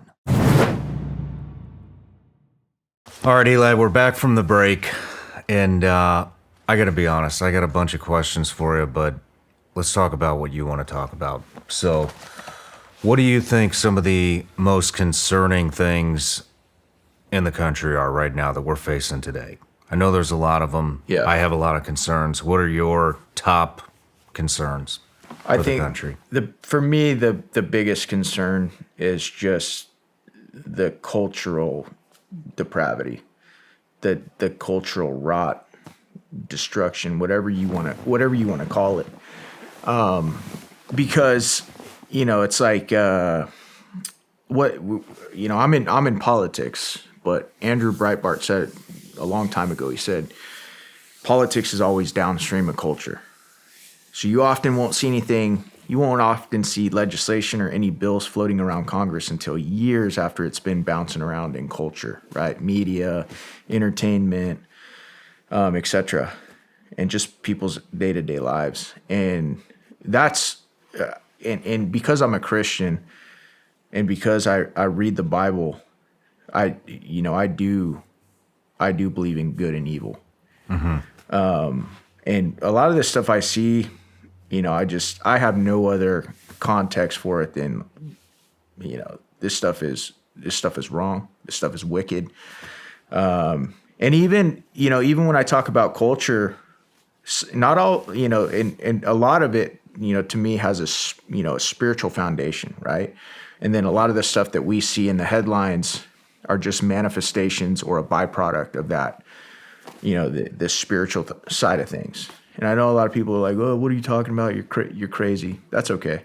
I don't need for everybody to believe everything or agree with everything I say. I'm just gonna tell people what I really think. But even outside of the spiritual aspect of our cultural unraveling, there's also the cultural side, like the totalitarian bent, the communist bent, the socialist bent within our culture, right? Mm-hmm.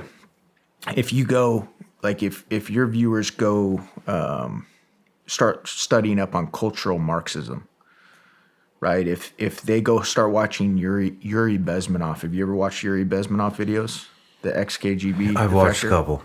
Okay, he talks about ideological subversion. He talks about the steps of it, how long it takes. I believe that a lot of a lot of what's going on in America right now. It's the old basic: a house divided cannot stand. Right? Let's divide these guys up every which way possible, and then let's start picking them apart. Let's start turning them against each other. And that's what I see. I think that's the biggest problem, because I think that if we were more united as Americans and less divided, I think that there's nothing that we couldn't overcome or defeat. But because we've fallen prey to some of this, this cultural Marxism, and there are several words for it. I think that's one of the most, at least in my opinion, accurate depictions of it. There's a guy named Dr. Vodi Bakum. He doesn't look anything like me. He's a big black preacher. Was going to play pro football, but then, he got influenced and ended up going into ministry. Went to Oxford, a bunch of, very impressive schools, very impressive resume. And he's actually one of the few preachers that I've heard talk about cultural issues. And in one of the interviews I heard him give, he talked about how he was invited on CNN one time when Obama was president. And they asked him, do you think now that there's finally a black president, do you think that the culture is going to be more united? And he said, absolutely not. And they were blown away because he's a black guy. And he's like, because Barack Obama is a cultural Marxist, like many of his teachers before him. And I think he mentioned Jeremiah Wright, one of the pastors that Obama sat under for a long time. And so when you start to look at Marxism, traditional Marxism, they divide us up by economics: the haves, the have-nots, the proletariat and the bourgeoisie, right? And they try and divide us up based on the rich and the poor. That didn't work here in the West because of capitalism. And even the guy that was considered, lower or middle class felt like, hey, I'm doing okay, man. I can, I can buy a house, I can buy a car if I make wise choices, and I can provide for my family. I'm doing okay. So that traditional Marxism didn't work here in the U.S. What has worked is cultural Marxism. So you just start manipulating the ingredients, right? You take the economics out of it, and that's still there a little bit, but it's not really as effective. You'll see little doses of it here and there, but what you'll really see with cultural Marxism is you start making it about dividing us up via race and ethnicity. Boom, now we got them. Sexuality. A lot. Yeah, and just right, and you can go really deep into this. I mean, there's a lot of folks that talk about this. Ben Shapiro talk about it. Intersectionality. Charlie Kirk's. There's you can go listen to a bunch of this cultural division and its origins from many different people, and I've listened to a bunch of it. But that's one of my biggest concerns, because I know that's even in the military. That's one of the tactics that we use: divide and conquer, right? Split them up. Yeah. And then they're easier to attack. I mean, I've talked about this several times, and the thing that I can't ever get to the bottom of is, where is this shit coming from? I mean, because you're right, it's right versus left, it's rich versus poor, it's black versus white, it's gay and not gay, trans and not trans. I mean, there's more. I just can't think of them all. But it's literally native born, foreign born. Yep. There's so many ways that you can divide us up, and that's what's being done to our culture. And it's it's like I said, I think it's, besides the spiritual rot, which I think is the foundation of it all. Where's this shit coming from? Is this from foreign influence? Is this internal influence? Is it both? I mean, where is this coming from? I'll stop there. I got more I want to say, but we'll stop there. Where do you think this is coming from? Where's the influence? Well, I think a lot of it started foreign, but I think it started to, like a lot of things, it started to spring up its own roots here and then, metastasize. Well, there were definitely seeds planted. Right. So, Dr. Vodi Bakum, if you just go Google Dr. Vodi Bakum, cultural Marxism, he does a sermon on it. And, he goes through the history of it. He goes through, goes back to Marx. Then he goes, to the Frankfurt School and how a lot of this stuff then started getting, piped into the West and, how destructive it is. And he gives a very articulate educational breakdown of its origins and, what it's designed to do. And so I highly suggest that, your viewers go, Google that or, and then you start watching some of Yuri Bezmenov's stuff, right? I'm not sure what your take is on Yuri Bezmenov, but ex-KGB defector, right? Came to the West and started doing interviews, I think, in the 80s, and, talking about ideological subversion. And, some of the... I think your viewers should watch that as well. But one of the things that I remember from, the videos I was watching of him, he says, you Americans, you think that in the KGB, we spent a lot of our money, our resources on the fancy James Bond espionage stuff, like spy gadgets, like that type of stuff. He's like, no. He said, I've talked with other pretty high-ranking members of the KGB that defected like I did. And he said, we all agreed that probably closer to 15% of our budget was spent on espionage and that type of stuff. But he said the vast majority of our budget went into ideological subversion, into your schools, into your media, right, into Hollywood, and into destroying you using your own culture.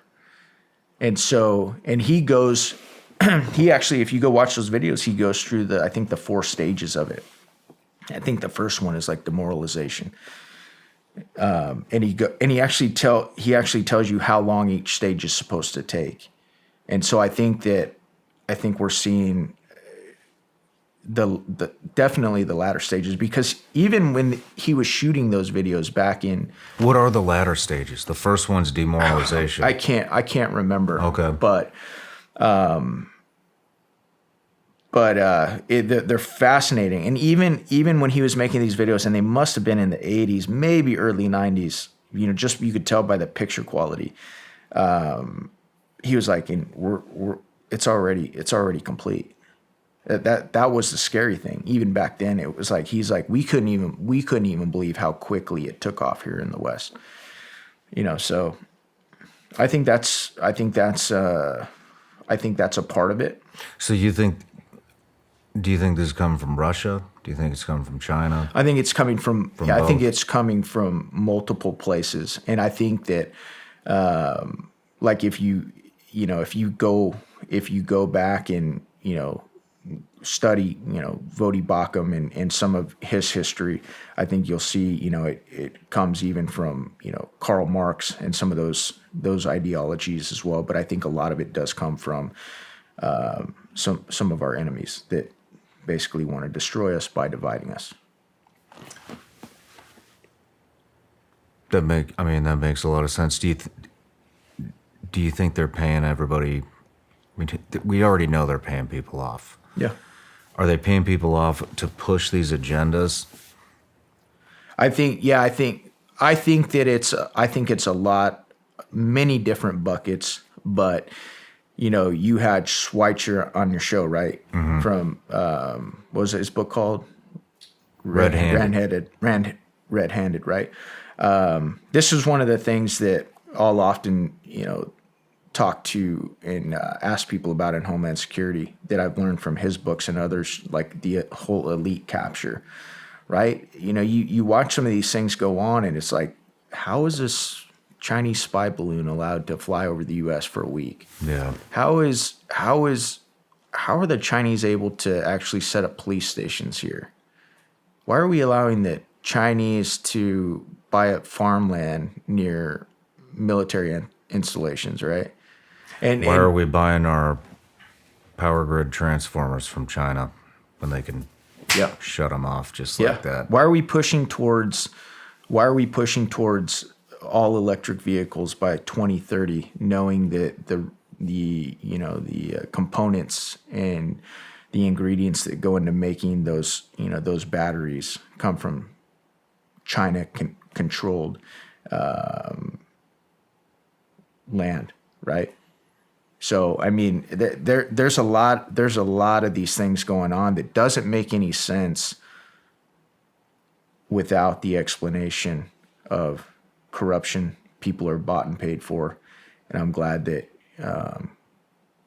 guys like Peter are writing books like that and to inform the American people. I just wish, Shawn, that more Americans actually looked into this stuff, because what I've noticed, and this was something that I talk to people a lot about, is the complacency that Americans have.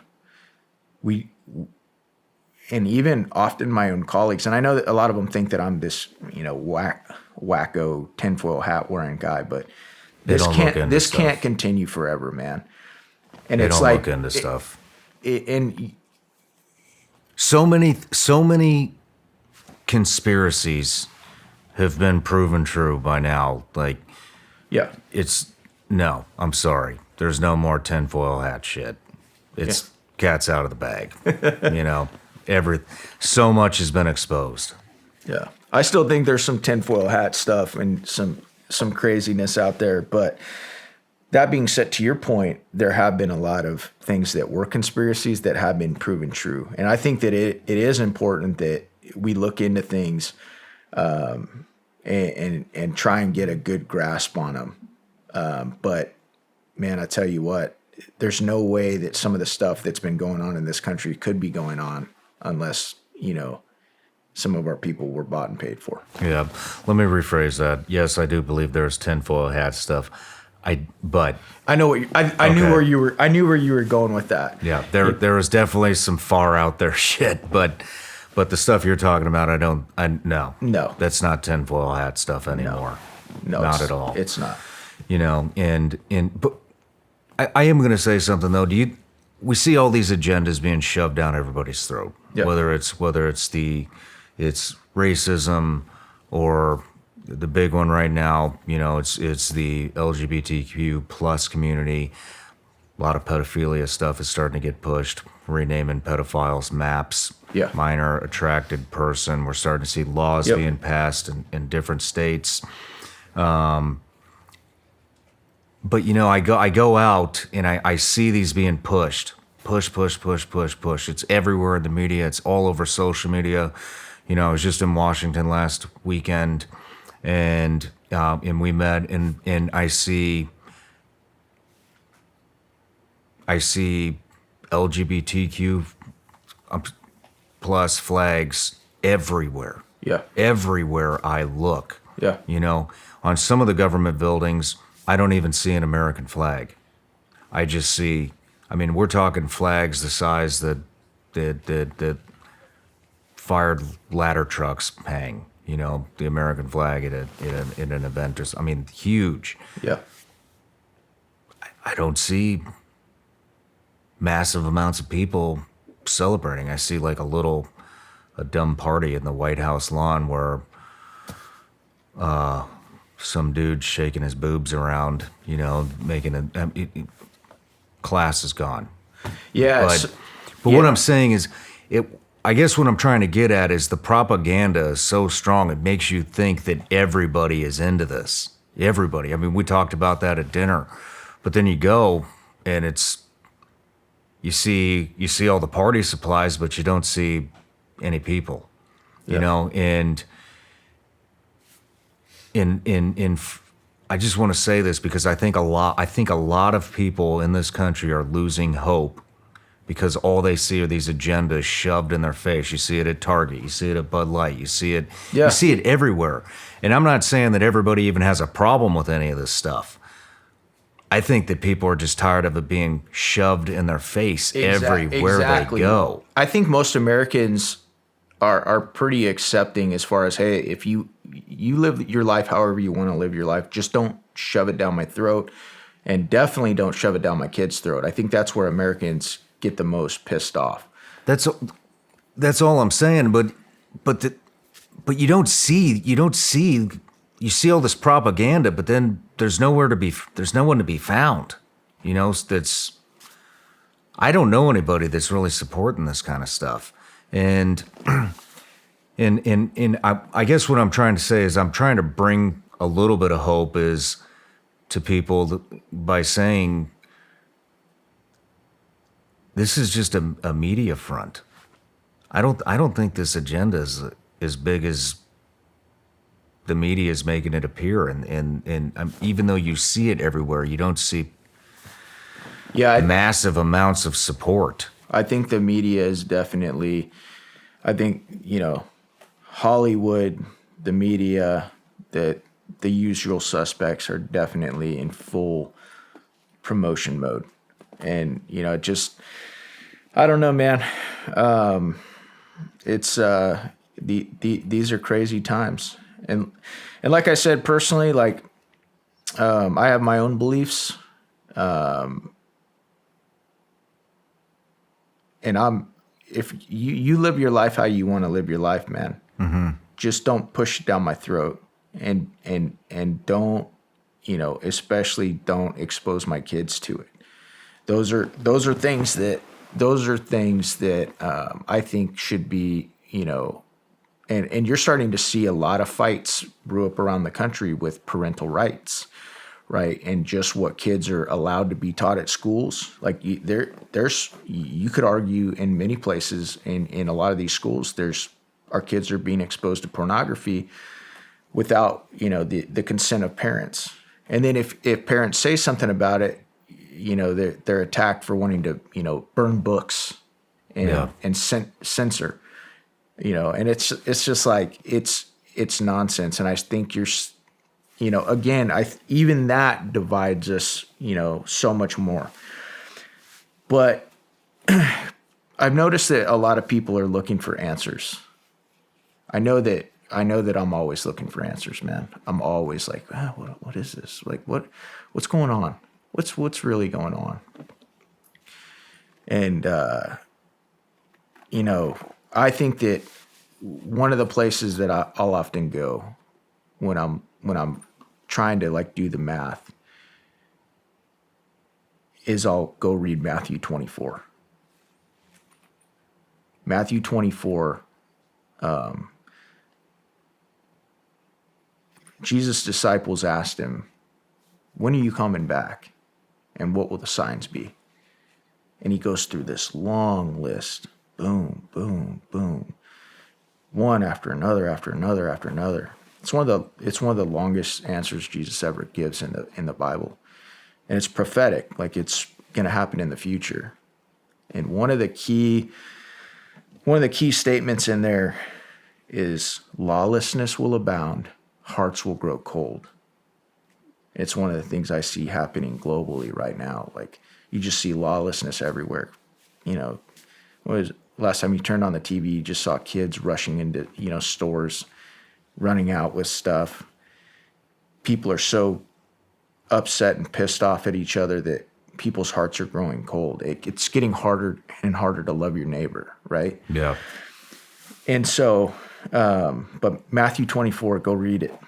For your viewers, go read Matthew 24. I will. Yeah. No, it's a good one. What else does it say? So first he tells his disciples, do not be deceived. And then he says, many will come in my name and say that they are the Christ. So you have, you'll have frauds, or people saying that they're the Christ, right? And then he says, there will be wars, rumors of wars, earthquakes, pestilence, which is disease, and famines. And don't be alarmed. These things must take place. These things are just the beginning. These are the beginning of birth pains. He actually used that phrase, that terminology, which is interesting because what happens in birth pains? What happens when, a woman's getting ready to give birth? It starts slow, right? Contractions aren't that bad, and then they get more painful, and they get more frequent and painful and more frequent. And I think that, and I know a lot of people are going to say, oh, this guy, he's kooky, he's a nut. But I believe that's what I believe we're starting to see on the earth. I don't think that many people are going to be like that, man. There's a lot of people reading the Bible these days. Yeah, well, I tell you what, man. I tell you what,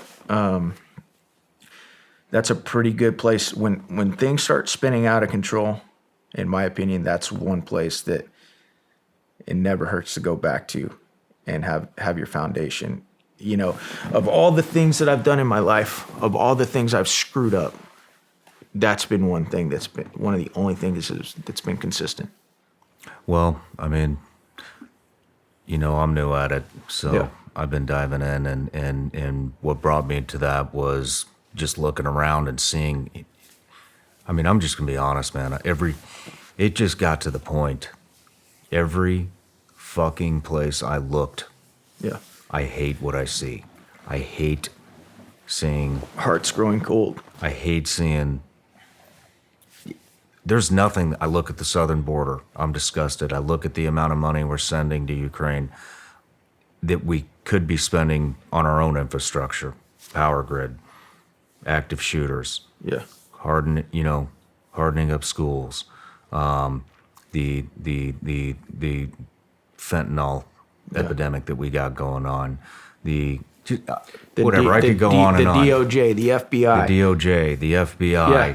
the CIA, Yeah. all of it, just Yeah. everything. The LGBTQ agenda being forced down everybody's throats, the pedophilia being normalized. Yep. I mean, That'll be the next big one, dude. I mean, Yeah, I know this is you the already next big you already one. see it. You already see it happening, and it's just I like, mean, in Washington now they can, if your 8-year-old kid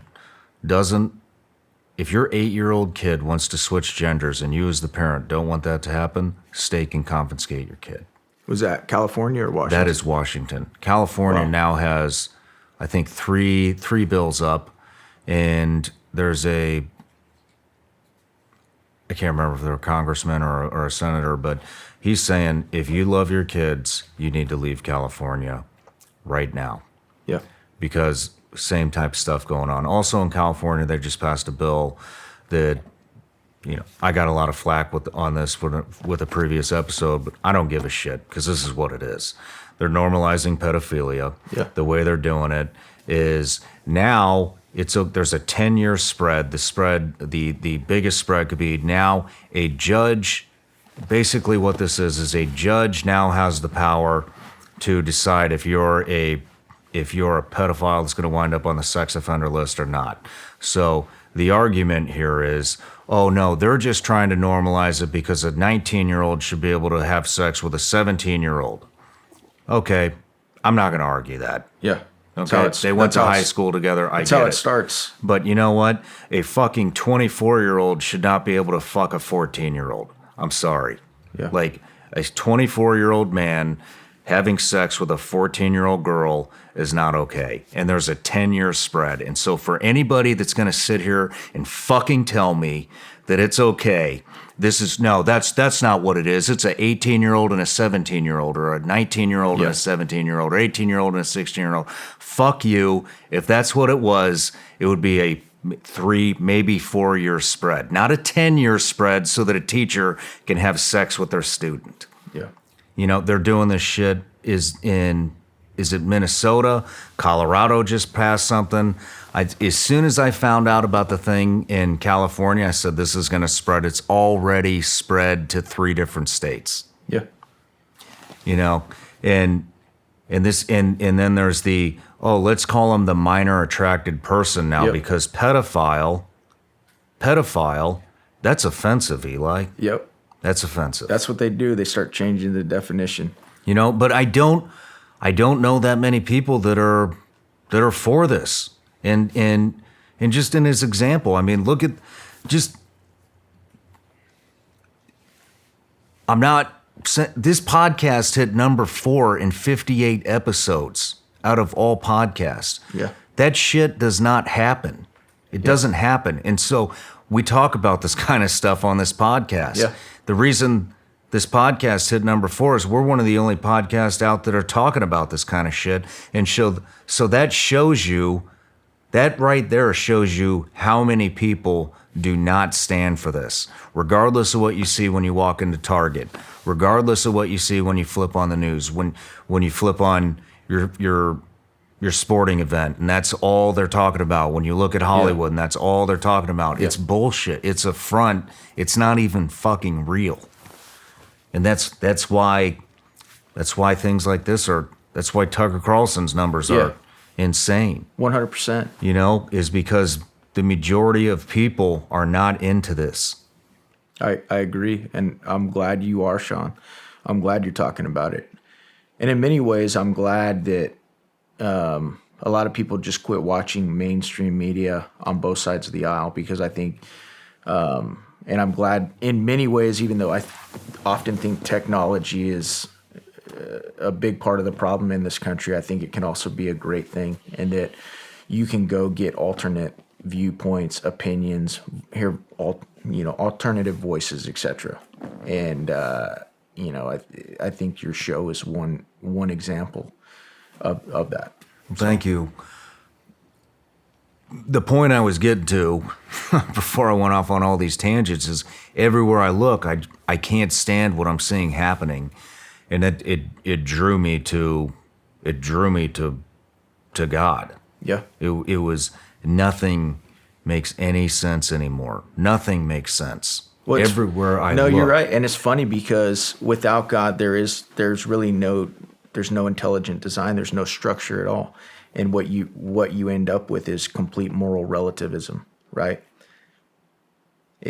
Well, I think there's no right or wrong anymore. It's just like, well, I don't, those aren't my morals. That's not what I think, and so therefore anything you basically, over a long enough timeline, you run into this ideology that anything goes, and we're definitely seeing that in the West and in America. And that was one of the reasons that I said, when you asked me what's the biggest, what do I think the biggest problem? I think the biggest problem is the spiritual decline of this country. The fact that a lot of people have turned away from God. We've pushed God out of everything. We've allowed God to be pushed out of everything. And even, there's a lot of preachers out there, a lot of pastors out there that won't tackle the tough issues. Yeah. They won't talk about them. They're scared because they don't want to be canceled. They don't want to be labeled. And I mean, just like, you and me having this conversation right now, there's not a lot of people there's not a lot of people that do what I do that would come and have a 3-4 hour conversation where, hey, let's go, let's talk about real stuff. But the cool thing is because not a lot of people have the courage to do it, it separates the men from the boys really quick, really quickly. And one of the tattoos I have on my arm says, evil triumphs when good men do nothing. It's not just good men, it's good men and women. But evil triumphs when good men and women do nothing. And there's too much of it. There's too much complacency. There's too much cowardice. And, I think it's one of the reasons that you see the just depravity. And like you look, like you were saying, I look around and there's nothing I see that I like. There's a lot of us. Yep. Let's move into spiritual warfare. We talked about this a little bit at dinner. So what are some of the things you talked a lot about? Actually, I think I cut you off at dinner because I wanted to talk about this here today. What are some of the other things that you see that are congruent with the Bible that's happening right now? Yeah. A lot of people are talking about sexuality. Yeah. So I think that, it's interesting because, and there's so many different perspectives. There's so many different perspectives on, the Bible, but roughly 25% of your Bible is prophetic, or stuff that's supposed to take place in the future, or some people call it eschatology.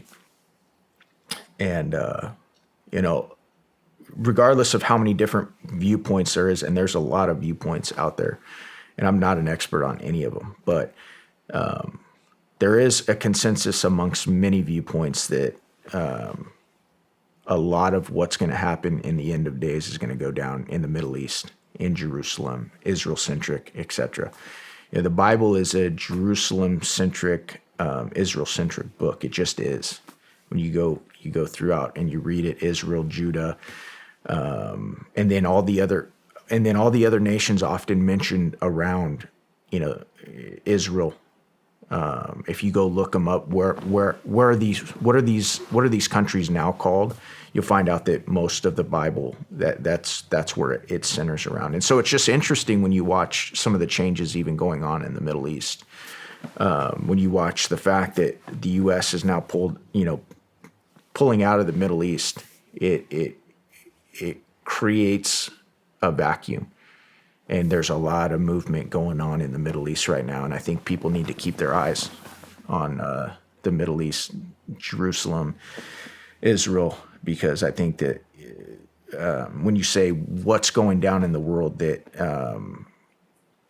parallels with what the Bible says, I think that that's one thing that people can look at. What is going on over there that we need to know about that's parallel with the Bible? So, if you go open your Bible right now and you start reading Ezekiel 38, 39. And like I said, there's many perspectives. I take a perspective that this is going to happen in the future. Ezekiel 38, and Ezekiel was a Old Testament prophet. And he goes into pretty great detail about how a leader from the north and called Gog from the land of Magog is going to basically come down into Israel and lead like a 10-nation coalition of Middle Eastern countries and North African countries against Israel, and do a lot of damage to Israel. And so it's interesting when you watch what's going on in the Middle East, because the U.S. is Israel's biggest ally, right? Mm-hmm. And it's interesting as I see us pull out of the Middle East, but I also see a very dangerous rise of anti-Semitism in the United States, and even in Congress. Really? Oh yeah. Yeah. You can go look into that. But it's just interesting. It seems as if the pieces are being moved on the board for some of this biblical prophecy to start being fulfilled. But go read Ezekiel 38 and 39, and if you read all the way through it, it has conclusive language at the end. God says, at the end, as he's prophesying through Ezekiel, I will never allow my name to be blasphemed again. Right. And so it has conclusive languages, because the Bible, a lot of the Western church focuses on the fact that Christ came and he died for our sins and the atonement of his blood. And if we accept him into, as our Lord and Savior, then one day, we will live with him and we will be with him. Right. But that's only part of the good news. That's a big part of the good news, but the second half, and I think the even more hopeful half, is the Maranatha message, and that is the Lord came, and the Lord is coming again. Right, and he came as a sacrificial lamb the last time, but that's not how he's coming back. The Bible's very clear that when he comes back, he's going to come back, and he's going to come back with a vengeance.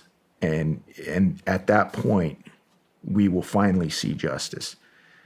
And so if you believe in the Bible, if you take it literally, that to me, all this social engineering that we do, like I'm a congressman, and it's like, people ask me all the time, can we turn this thing around? I was going to ask that. Right. Can we turn this thing, is it possible? Is it salvageable? I'll tell you, I don't know. Is it possible? It is possible. Is it likely? I'm not super optimistic with what I see. But my hope is not in making America great again. Even though I love that slogan, and I know it's been bastardized and demonized, make America great again, MAGA, whatever. I think regardless of what country you're from, you would want make Spain great again, make Italy great again. I think if I'm a citizen of those countries, I want my country to be great. So I don't buy into any of that crap. But all I'm saying is my hope is not in the United States of America. My hope isn't in a political leader. It's not in a political party, even though I do think politics is important and it does affect my life. It affects the life of my kids, which is what, and it hopefully will. It will affect the lives of future generations, and I hope one day I have grandkids, and I hope my kids and my grandkids get to grow up with some of the freedoms that you and I did, which is why I do what I do. But what I'm telling you, brother, is that my hope isn't in government. Yeah, my hope isn't in some earthly utopia. My hope is when the King of Kings returns, man. That's when you see real justice.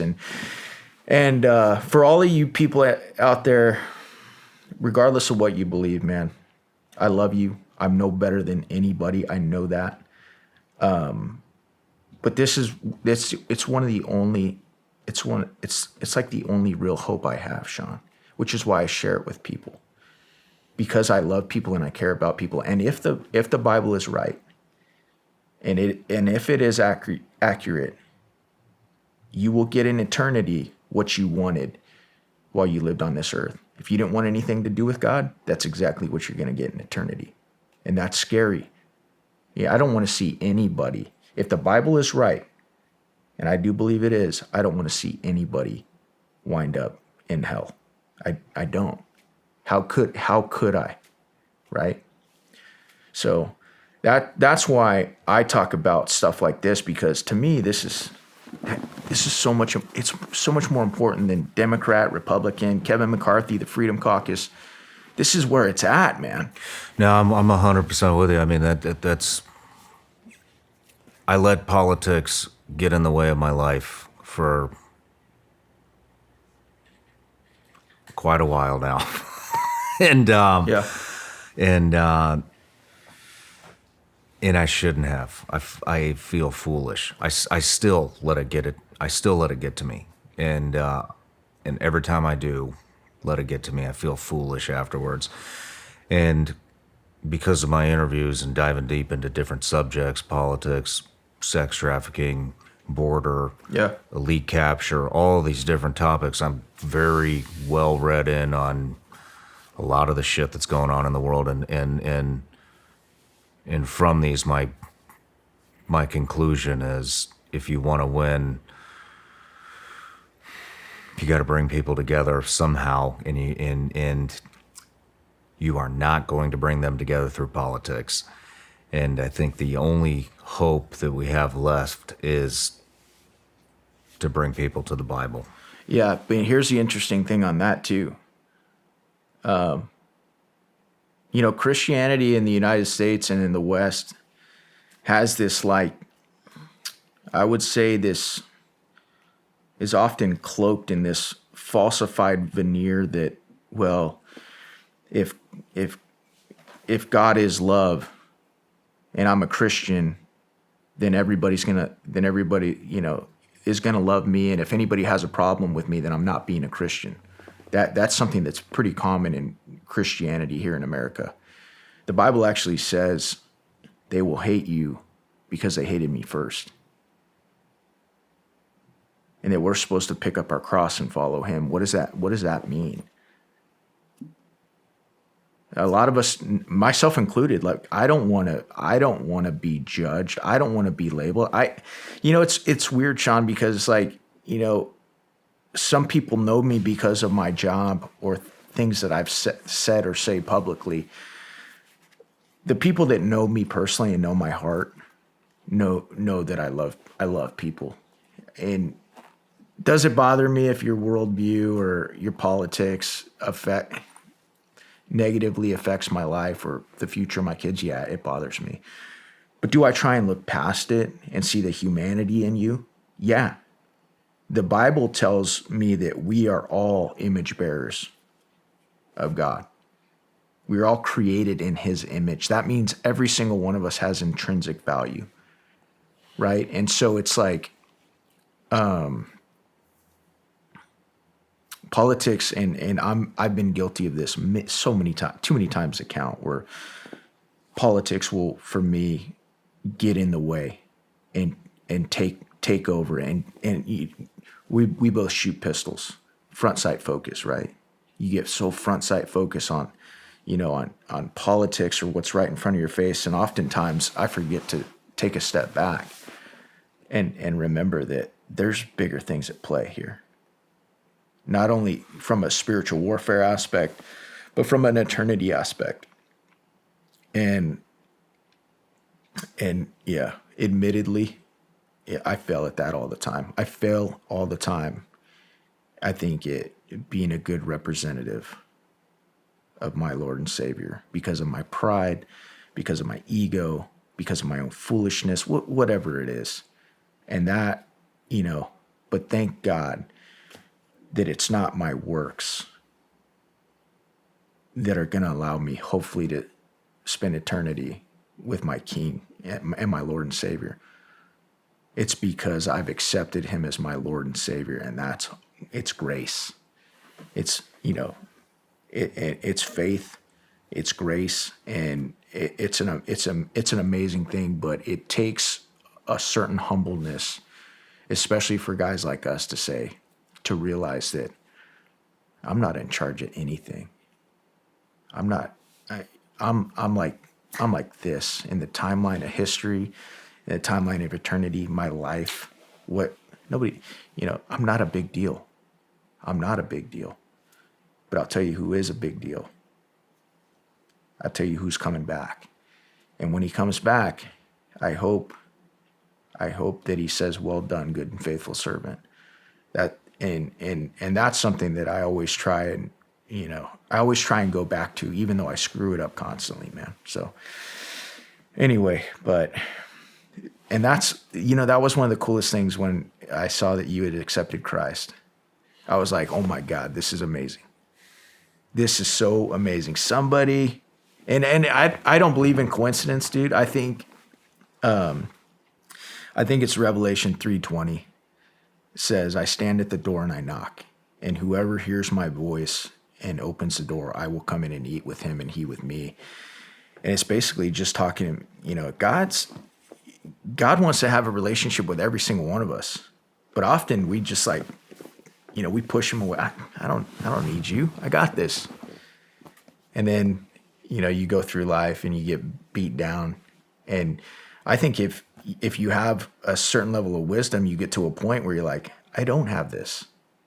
I don't. All these things that I've chased around, whether it's whether it's money or fame or notoriety or affirmation, sex, drugs, whatever it is, where does it always lead? It always leads to the same place, dude. Yeah. And the Bible talks about that. It says that sin is pleasurable for a season. The Bible literally tells you sin is pleasurable for a season. So when people are out there, why wouldn't I do this? This feels good. But where do you wind up every time? That's, that after so many times, the word says that we're like dogs that return to our own vomit. Man, does that resonate? Yeah. And then it's like at some point you get tired of eating that vomit and you're like, there's got to be something better than this. I think that's why you see so many celebrities, kill themselves, because they have everything that the world has told them will make them happy.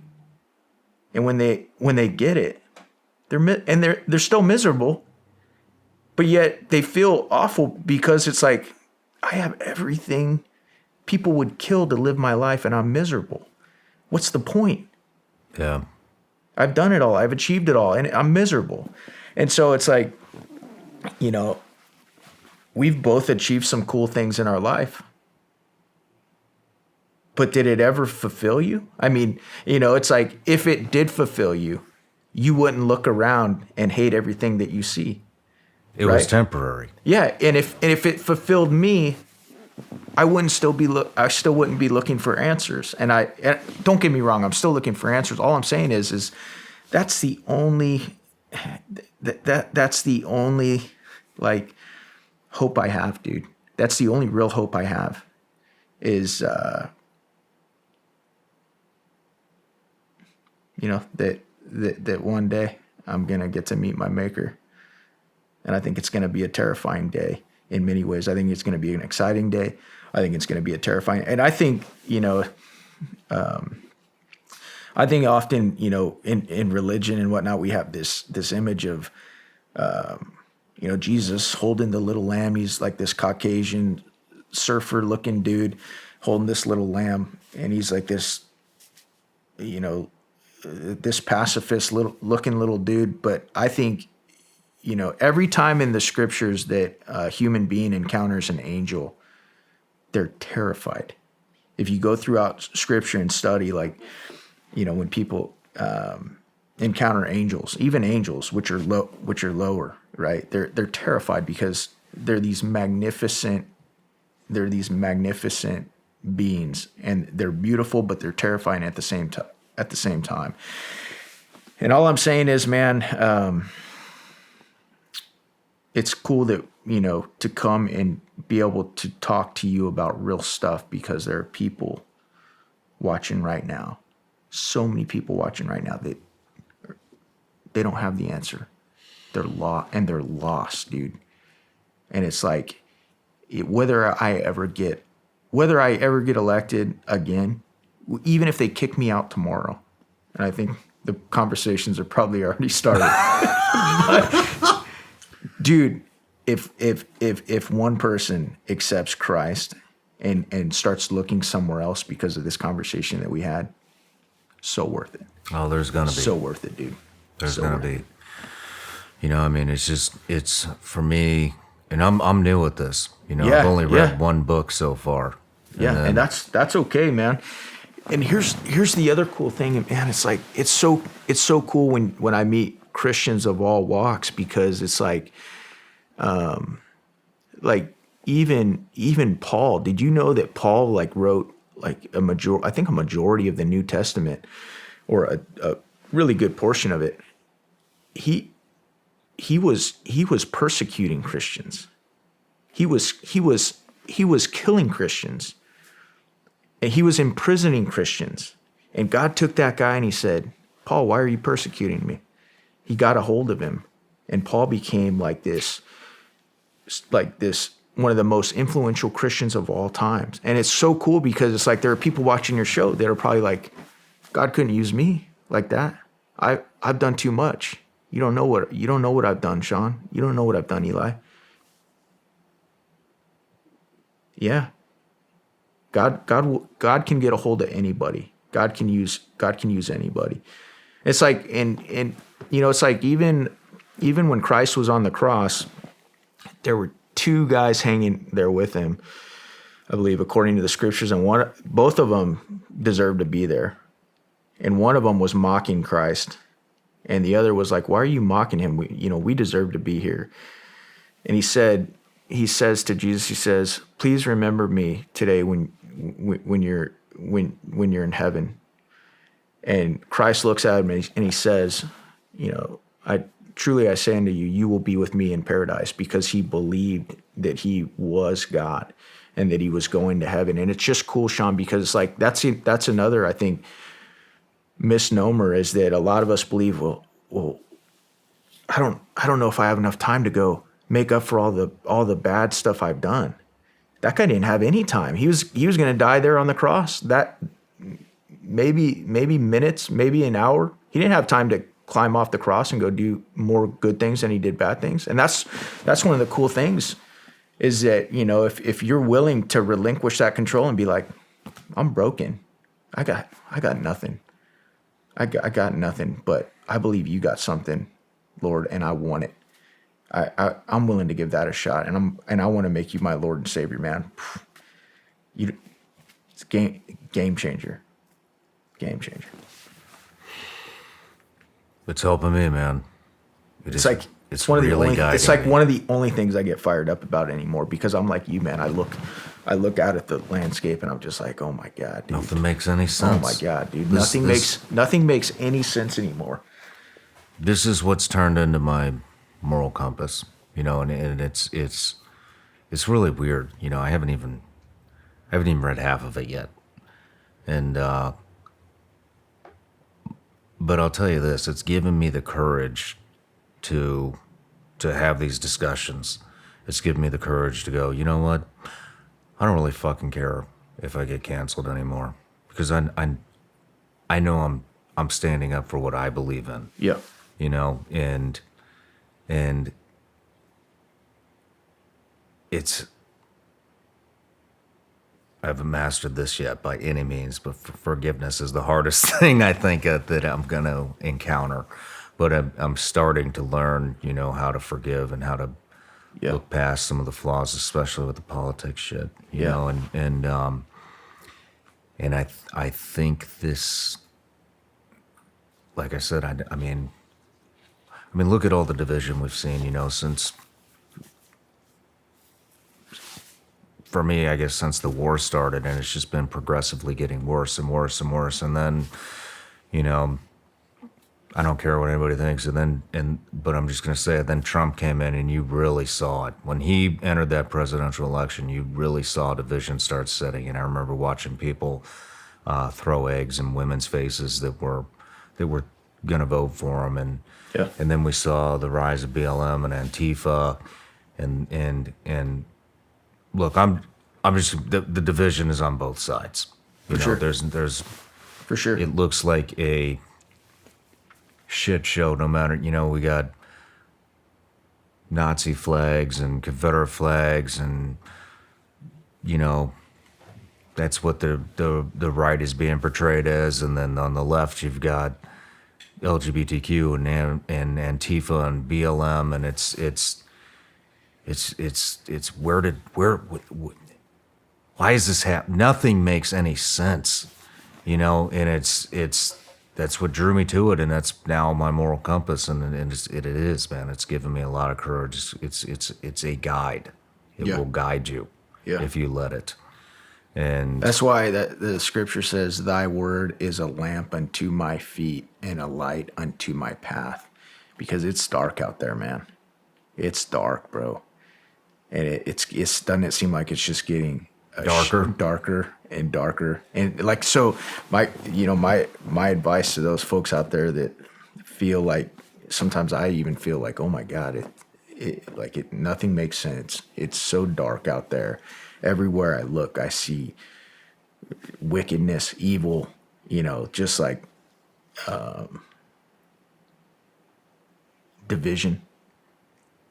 That's the only place, man, for me. That's the only place to go where you use the word compass, right? And I think that's one of the. I've listened to your show. I've heard you say some wise things. That's the wisest thing I've ever heard you say. Yeah. thank you. Yeah. You know, because it's like nothing else even comes close, dude. And let's say we're wrong. Let's say I'm wrong. Let's say I'm wrong. Let's say God doesn't even exist. Let's say this Bible that I believe in is completely wrong. So, you know, I read some stuff that doesn't end up happening. I'm taught to love my neighbor. I'm taught to repent of my sin. You know, and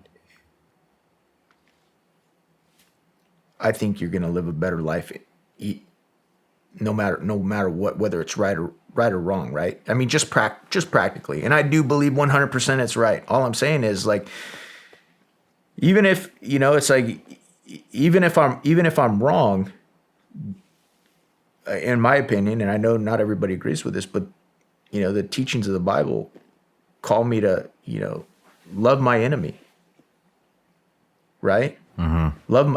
Love my neighbor, right? And so, man, how tough is that? Real tough these days. That's super tough, man. Yeah. And man,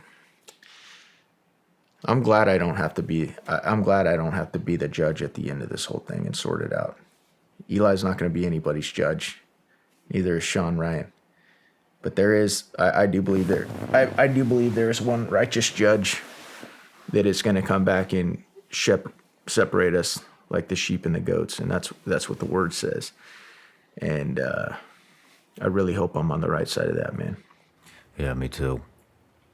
And man. Lord knows I've got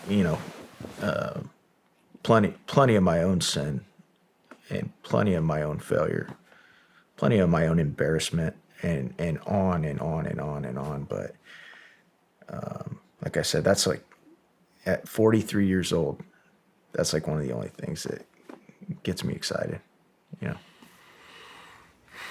Well, it's a good thing to get excited about. That's right. But That's right, man. well, man, I'm going to be honest. This took a way different turn than I was expecting, but I like Way better. I like it. I like how it ended up. I don't think, I don't think when we meet God, he's going to be like, so you were registered a Republican, right? Right. He's not. Yeah. I do think he's going to care how we lived our life and what we did with what he blessed us with. I do believe that. But I am glad it took this turn, man, because so much more important than any of that other stuff we were talking about. Well, man, I really appreciate you coming out here. I know you're a busy man. You got family. I know this being a congressman's taking a toll on you and your family. And man, I feel weird saying it, but I got to, man. I'm just really proud of you, dude. Thank you. To watch you stand your ground. Yeah. And Thank you, dude. And do what your voters want you to do. You know what's weird, Shawn?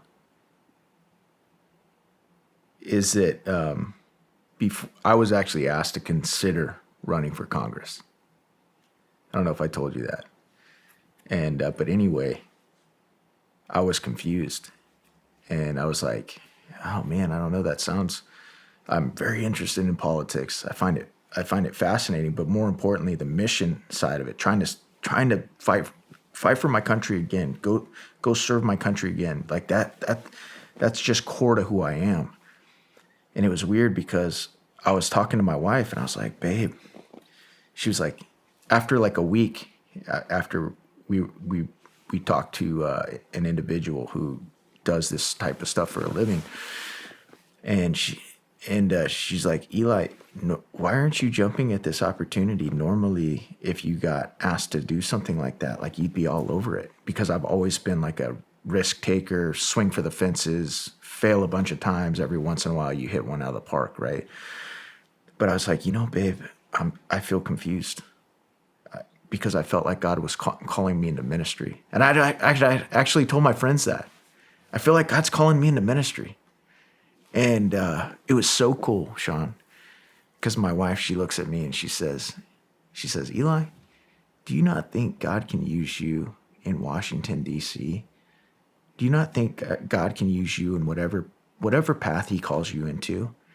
You don't have to, basically she's saying, you don't have to be a preacher. You don't have to lead some men's ministry. This right here, I would have never met you. I would have never got to come on your show." And this is kind of cool because I'm putting this together right now. And this isn't the first time, but it's kind of cool, Shawn, because God's using the Shawn Ryan show right now for ministry. And even though Eli went into politics, my wife was right. God can use you wherever you're at. And I think that's something that I know I've got wrong. But it doesn't matter if you're watching this show from a toll booth in Philadelphia. It doesn't matter where you're at. Like you can use like the good news, and you can love on other people in probably the most righteous way you ever can or will, by sharing the gospel with other people, no matter where you're at. And that's been, even as I sit in this chair, dude, like it was crazy how everything just kind of came full circle to me. No joke. When you and I were talking about this show, like this isn't what we were really talking about. We didn't we were talking about more politics, give us the after action, hot wash on first 6 months of Congress. That's where we were headed. But it's just so cool that not only was my wife right, but that, once again, you see that no matter what you're doing in a pretty godless profession like politics, God can use you there too, man. Yeah, man. That's cool. I'm right there with you. I mean, dinner, we had a discussion because people have been And I've seen some pushing me. I saw Eddie. I listened to some of your Eddie Penny. That was pretty rad too, man. Oh man, But I was gonna wrap it up here, but we'll go on. But I'll tell you, man, you came on, you talked about the Bible. Justin Hughes came on, he talked about the Bible. I know you guys are friends. Justin actually helped me find the church that I've been going to here. That's awesome. Because he was like, well, are you ready to go to church? And I was like, no. And he was like, all right. Yeah. And he's like, do you want me to help you find one? And I was like, yes, but I don't think there's going to be one. Yeah. And he found one, and I've gone every week since then, except for when we met in DC last week. But Yeah. But you had an impact on me, man. You did. It's awesome, dude. You came here, you talked about the Bible. Justin Hughes talked about the Bible. Kyle Morgan talked about the Bible. And I had all these sporadic people who, ironically, at first were all soft operator types. Yeah. Yeah. Then Eddie Penny came on, Yep. and he really hit it out of the park with it. Yep. And It's awesome. ever since then, every single person that's come on this show has talked about the Bible. Doesn't matter. I mean, we've had doctors on. We've had everybody on. Yeah. And they're Yeah. all talking about it. Everybody I know, almost everybody I know, is either going back to it or going to it for the first time. And it's interesting. And with what you just said, God can use you where you are. Yeah. I've had a lot of people reach out wanting me to get involved in politics, run for Congress, run for Senate, something. I don't know. Maybe I will, Yeah. maybe I won't. Yeah. And we had this discussion at dinner. Yeah. I honestly believe that my biggest impact that I can make is sitting right here in this chair, talking to people like you, talking about the discussion that we just had. I think that's going to reach a hell of a lot more people and send a louder message Yeah. for me than Yeah. going into politics. And as much as I want to go, I don't. I mean, that's a tough decision, but But I'm glad you said that, man, because I think once we get that right as even a culture, everything changes. Everything starts to just organically change. People, it's like a lot of the insanity that you see out there. If there was a revival in the land, and I think it's even in Second Chronicles. It talks about this. If my people will repent from their sin and turn back to me, I will heal their land. And I'm paraphrasing, like I didn't have it completely memorized, but that's basically what the Lord says. And so, it's just so cool that you said that, man, because like there are a few people, Shawn, there are a few pastors out there that can have the impact that you can have for the kingdom and for him with this Shawn Ryan show that never started out to even be anything like that, right? Yeah. And that is so rad. And it's so cool too, because it's like, and we can't let it get twisted. God will use even dummies like us. That's the thing that we have to remember and humble ourselves, because, it's like, we can't let ourselves, you can't get a big head. You can't get a big head and forget like who's actually you belong to, and who the glory and honor belongs to. And it's not us. It's not the Shawn Ryan show. I mean, it's cool that the Lord will allow his sons and his servants to do his work, but he doesn't need us. He just allows us to, partner with him in his work, to go after every lost sheep out there. And it's just like, I've been pretty down lately, man. Really? Yeah, I have. I've been struggling. I've been struggling because I get so frustrated up there. I get so frustrated. And even I have so many good friends that'll just send me like encouraging messages, scripture, whatever it is. And sometimes I'm like, man, I'm away from my family. Am I becoming am I a deadbeat dad? Like,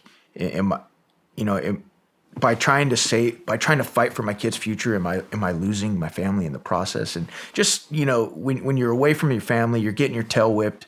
You're in the minority. You're fighting this behemoth of a Uniparty swamp. But it's just cool, man, because this show right here, and just being able to talk about that kind of lifted my spirits, dude. It really did, because none of that stuff, none of it scratches the surface. None of it comes close to the importance of what we just talked about for 45 minutes an hour. Man, I was going to ask how you're doing. I know that's got to be tough.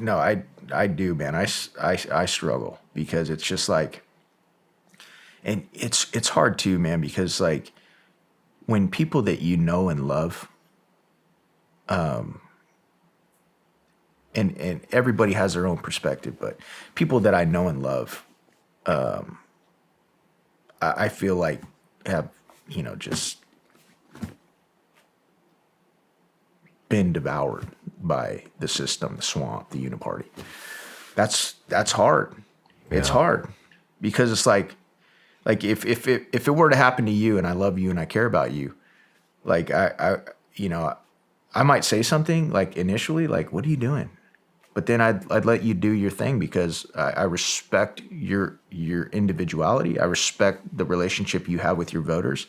You're there to represent them, not me, right? And so, but it's been hard, man, because I feel like we play whack-a-mole up there. I really do.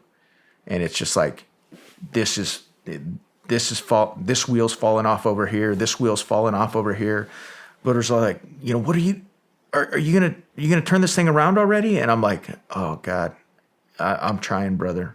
I'm trying, and I'm getting my tail whipped. And I wish, one of the hardest things for me, Shawn, is to go back to my district and meet with constituents. And it's not because they're not amazing to me. They're so amazing. They're so encouraging. But I feel like I'm constantly the bearer of bad news, because I'm not the rah cheerleading politician that, and a lot of people do that. Like, we're going to do this and we're going to do that. And, it's like some people actually try and execute on that stuff. But I think there's so many promises that politicians make that are, maybe not completely out of their control. They have a little bit of control, but you only control so much, and anyway. You're doing the right thing. And I'm even disappointed in myself for letting myself get to that point of frustration, because I knew what I was walking into, man. It's not like I thought that I was going to come up here, kick open the door, and be like, things are changing because I'm here. I knew better, but just watching it and knowing, watching it happen and watching the complacency and just everything that goes on up there, and then, getting your tail whooped. and being hated in that town. I mean, for actually trying to change it and do good, that it gets to Pissing me, a lot man. of people off. Yeah. But man, whether I agree with what you're doing or whether I don't, and probably 99, I don't know everything you're doing. I probably 99% I agree with. Yeah. But the point is, I just respect you, man. I think a lot of people go in there and it's to get rich quick or build a social media following, do the rah, empty promise, bullshit, Yeah. be fake. You're none of that. Yeah. Good, You're man. you don't come across like that at Good. all. You don't seem fame hungry. I don't see you doing 20 million posts a day on Twitter and Instagram. like most of the politicians. Yeah. They are. Yeah. That's what they're fucking influencers. Yeah. And you're not doing that. And I mean, just the fact that you voted on something that went against what you believe in because your voters who voted Yeah. you in wanted that. I mean, that speaks volume. You never hear that. Yeah. Ever.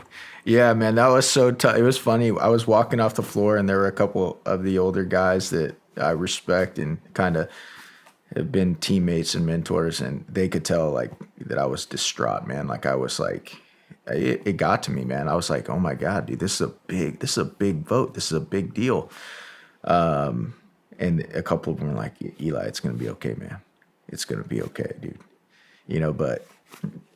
And I'm grateful, man. I'm grateful that God surrounded me with some awesome guys up there, some awesome people. I feel blessed to be there. It is difficult, but it's kind of cool because even 6 months in, even just sitting down to do a podcast with you, where I thought I was going to be talking about politics most, was probably one of the healthiest things that I've done in a while, just because it kind of brought me back to reality. Like, what's really important, man? What's really, if you could say one thing to somebody on the other side of that screen, somebody who's lost, hurting, in pain, and who sees what we see, what would that one thing be, man? And I'm glad we got to talk about it, dude. Me Thank too. you, man. Me too. Well, man, don't be so hard on yourself. You're doing a hell of a job. Oh, thanks, bro. I appreciate it, man. Thanks for coming. Thank you, dude.